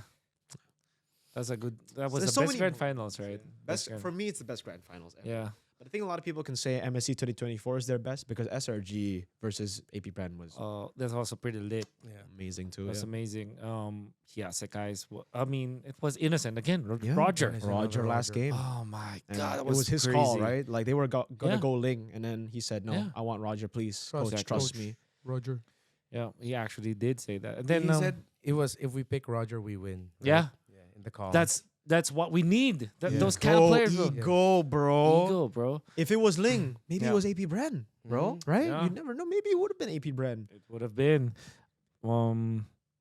There was the Ruby Didi moment that's also unforgettable. I was not Right. part of that, but yes, Yo. that is legendary. That's legendary. I watched it to prepare for MPL, my first ever MPL, right? Yeah. Ah. 'Cause season 7 was my first, so Oh, right. that was the only reference I had for English broadcast. Yeah. Like, damn, it was a good final. And it was great because I think overall the Burma Schools run was so special as well. And it was. it's so difficult to explain it to people because nobody knew about them. I did not know that they were good. Nobody expected them to be that good. Closest thing was BTKM3. I think to like replicating that Probably, level yeah, of like, probably. what the fuck? Yeah. It's so crazy that there was. I don't know if it's okay to say it, but I'm gonna say it anyways. I think there was a war that happened afterwards, like It's a coup. The coup. a coup. There you yeah. go, the coup. Yeah, wars, not a. So yeah, unfortunately, MPL or MLBB. in Hopefully Myanmar. Yangon this year Yeah, can replicate Burmese goals. it's so hard though. Actually- I think that we've been chasing that Ruby DD high ever Yeah. since. Yeah. That was a high. That was Uh, once in a lifetime. Yeah, I spoke to Manjin because we were doing like content about like monikers, and I think that he said something that's interesting, and he said one of the best monikers is the Ruby DD play because it was one of those moments where, and it's almost difficult to replicate that your name Yeah. became a verb. The name of the combo. Yeah. The name of combo. It's like in League of Legends, Insect. It was You the the Lee Lee Sin. Sin Yeah. ward jump and then Yeah, kick. exactly. So I think yeah, this was pretty special. Very special. Yeah. indeed. Yeah. So yeah, do you have anything else? Best M7 M series moment? I mean, my brain always goes back to M2, but maybe I'm also going through this phase of my life as I hit 30. Fall fucking deep, unk. That maybe for the next few years, the moment that really sticks to my head and I'll always be able to repeat over and over again hasn't happened yet. Oh, Which is Ooh, crazy that's really because good. Yeah. we've had okay. some insane things happen, Yeah. There will be crazier things. even just last year. But I think there will be crazier things. I think Yeah. so. I mean, it's the name of the game, right? As we get into like the later generations, they will be Mhm. better overall. Yeah. Yeah. Because you the basics. Well, I mean, Carl TZ M2 was like crazy, but if you look at Carl TZ highlights now, you're like, I mean, Lancelot's can Yeah. probably do Yeah. that, Mhm. but it's that's why like it will ultimately always be Yeah. better in the future. That's Yeah. right. That's They'll right. all be Yeah. Yeah, that's it. Thank you so much for being here and listening. And maybe you want to promote something, Mirko? Hey, I love the Ocho G podcast. It's a pleasure that they got me to do this, man. Wolf is paying me $5,000 per That's not second true. for this, so like, hey, Absolutely not true. gotta, my God, my goat. Yeah, I'm not getting paid. There's a reason why I'm not the only one with a high back chair. Yeah. you're right, man. So He was not giving a TT racing Yeah. chair. You want to sit on a TT racing? I'm scared now. But no, yeah, it's always great being here, man. Thank Yeah. you for Shout out thank you for getting me. Originally I just wanted to be a heckler in the background, but Yeah. cool. Thank you so Yeah. much for having We're me be here. a part of this. Three is solid. not a crowd Yeah. in podcasting. But thank you, Mirko. I hope that you. Yeah, Oh, we will one do more more. thing. Yeah, TT racer, TT racing. racing. I need a sponsorship, brother. I Get love that man TT. on it. I love TT racing. I love TT racing. Bro. Show Big off the shout-outs. TT behind your head. Look Yeah. at the TT. Look at the TT racing. Look how good that TT Racing. looks with Mirko. Yeah, Actually, T- yeah. racing. Yeah. Hey, You look shout out good to on all my TT. TT racers. That's fun. Hey. I'm just happy that you didn't say TT racists. Shout out to all my TT race. Oh no, that's gonna cut the sponsor. Racing. So Hey, yeah, since we're your- sitting on the. Yeah. Your name is Kaisam. If you have 3 people on your podcast, is that a threesome? To because this is because I'm a good co-caster. I'm gonna yes and two. Uh-huh. Kaisam pinakalibog. Nah, it's midnight. Midnight parating libog. Yeah, That's why we have MPL named after him. MPO. midnight. Neil de Guzman libog. Neil de Guzman. But before we go totally brain rot here, thank you so much for watching. Big shout outs to Living Bumps for the jacket. Yep. Check them out in Instagram, and of course, check out TT Racing. It's fun and it's great. I have the max version, which is Match Itachi edition. It's great. You have a very flexible armrest where you can like literally Yeah. do almost everything. That's what she said. Yeah. It's the cushion's great, lumbar support's great. The designs are great. This is Itachi. They actually gave us a headband. I don't know where it is now. Maybe Mirko took it. What? There's an Itachi Akatsuki headband actually somewhere here. Oh damn. Really? It came with a headband. Yeah, it came with a headband. So yeah. Here. It's not here anymore. 2 hours ago. Wow. Yeah. So yeah, thank you so much. We'll be uploading a lot of M series content. This is not gonna be the only time that we're gonna be talking about M6 for sure. I will have Mirko again and Renmar again. We're gonna be talking about the knockouts eventually when it does happen. Watch out for more interviews with the teams. Do comment who you want us to actually get into the podcast. I know they're gonna be exciting ones for sure. But yeah, thank you so much and goodbye. As always, good game and good night. Bye bye.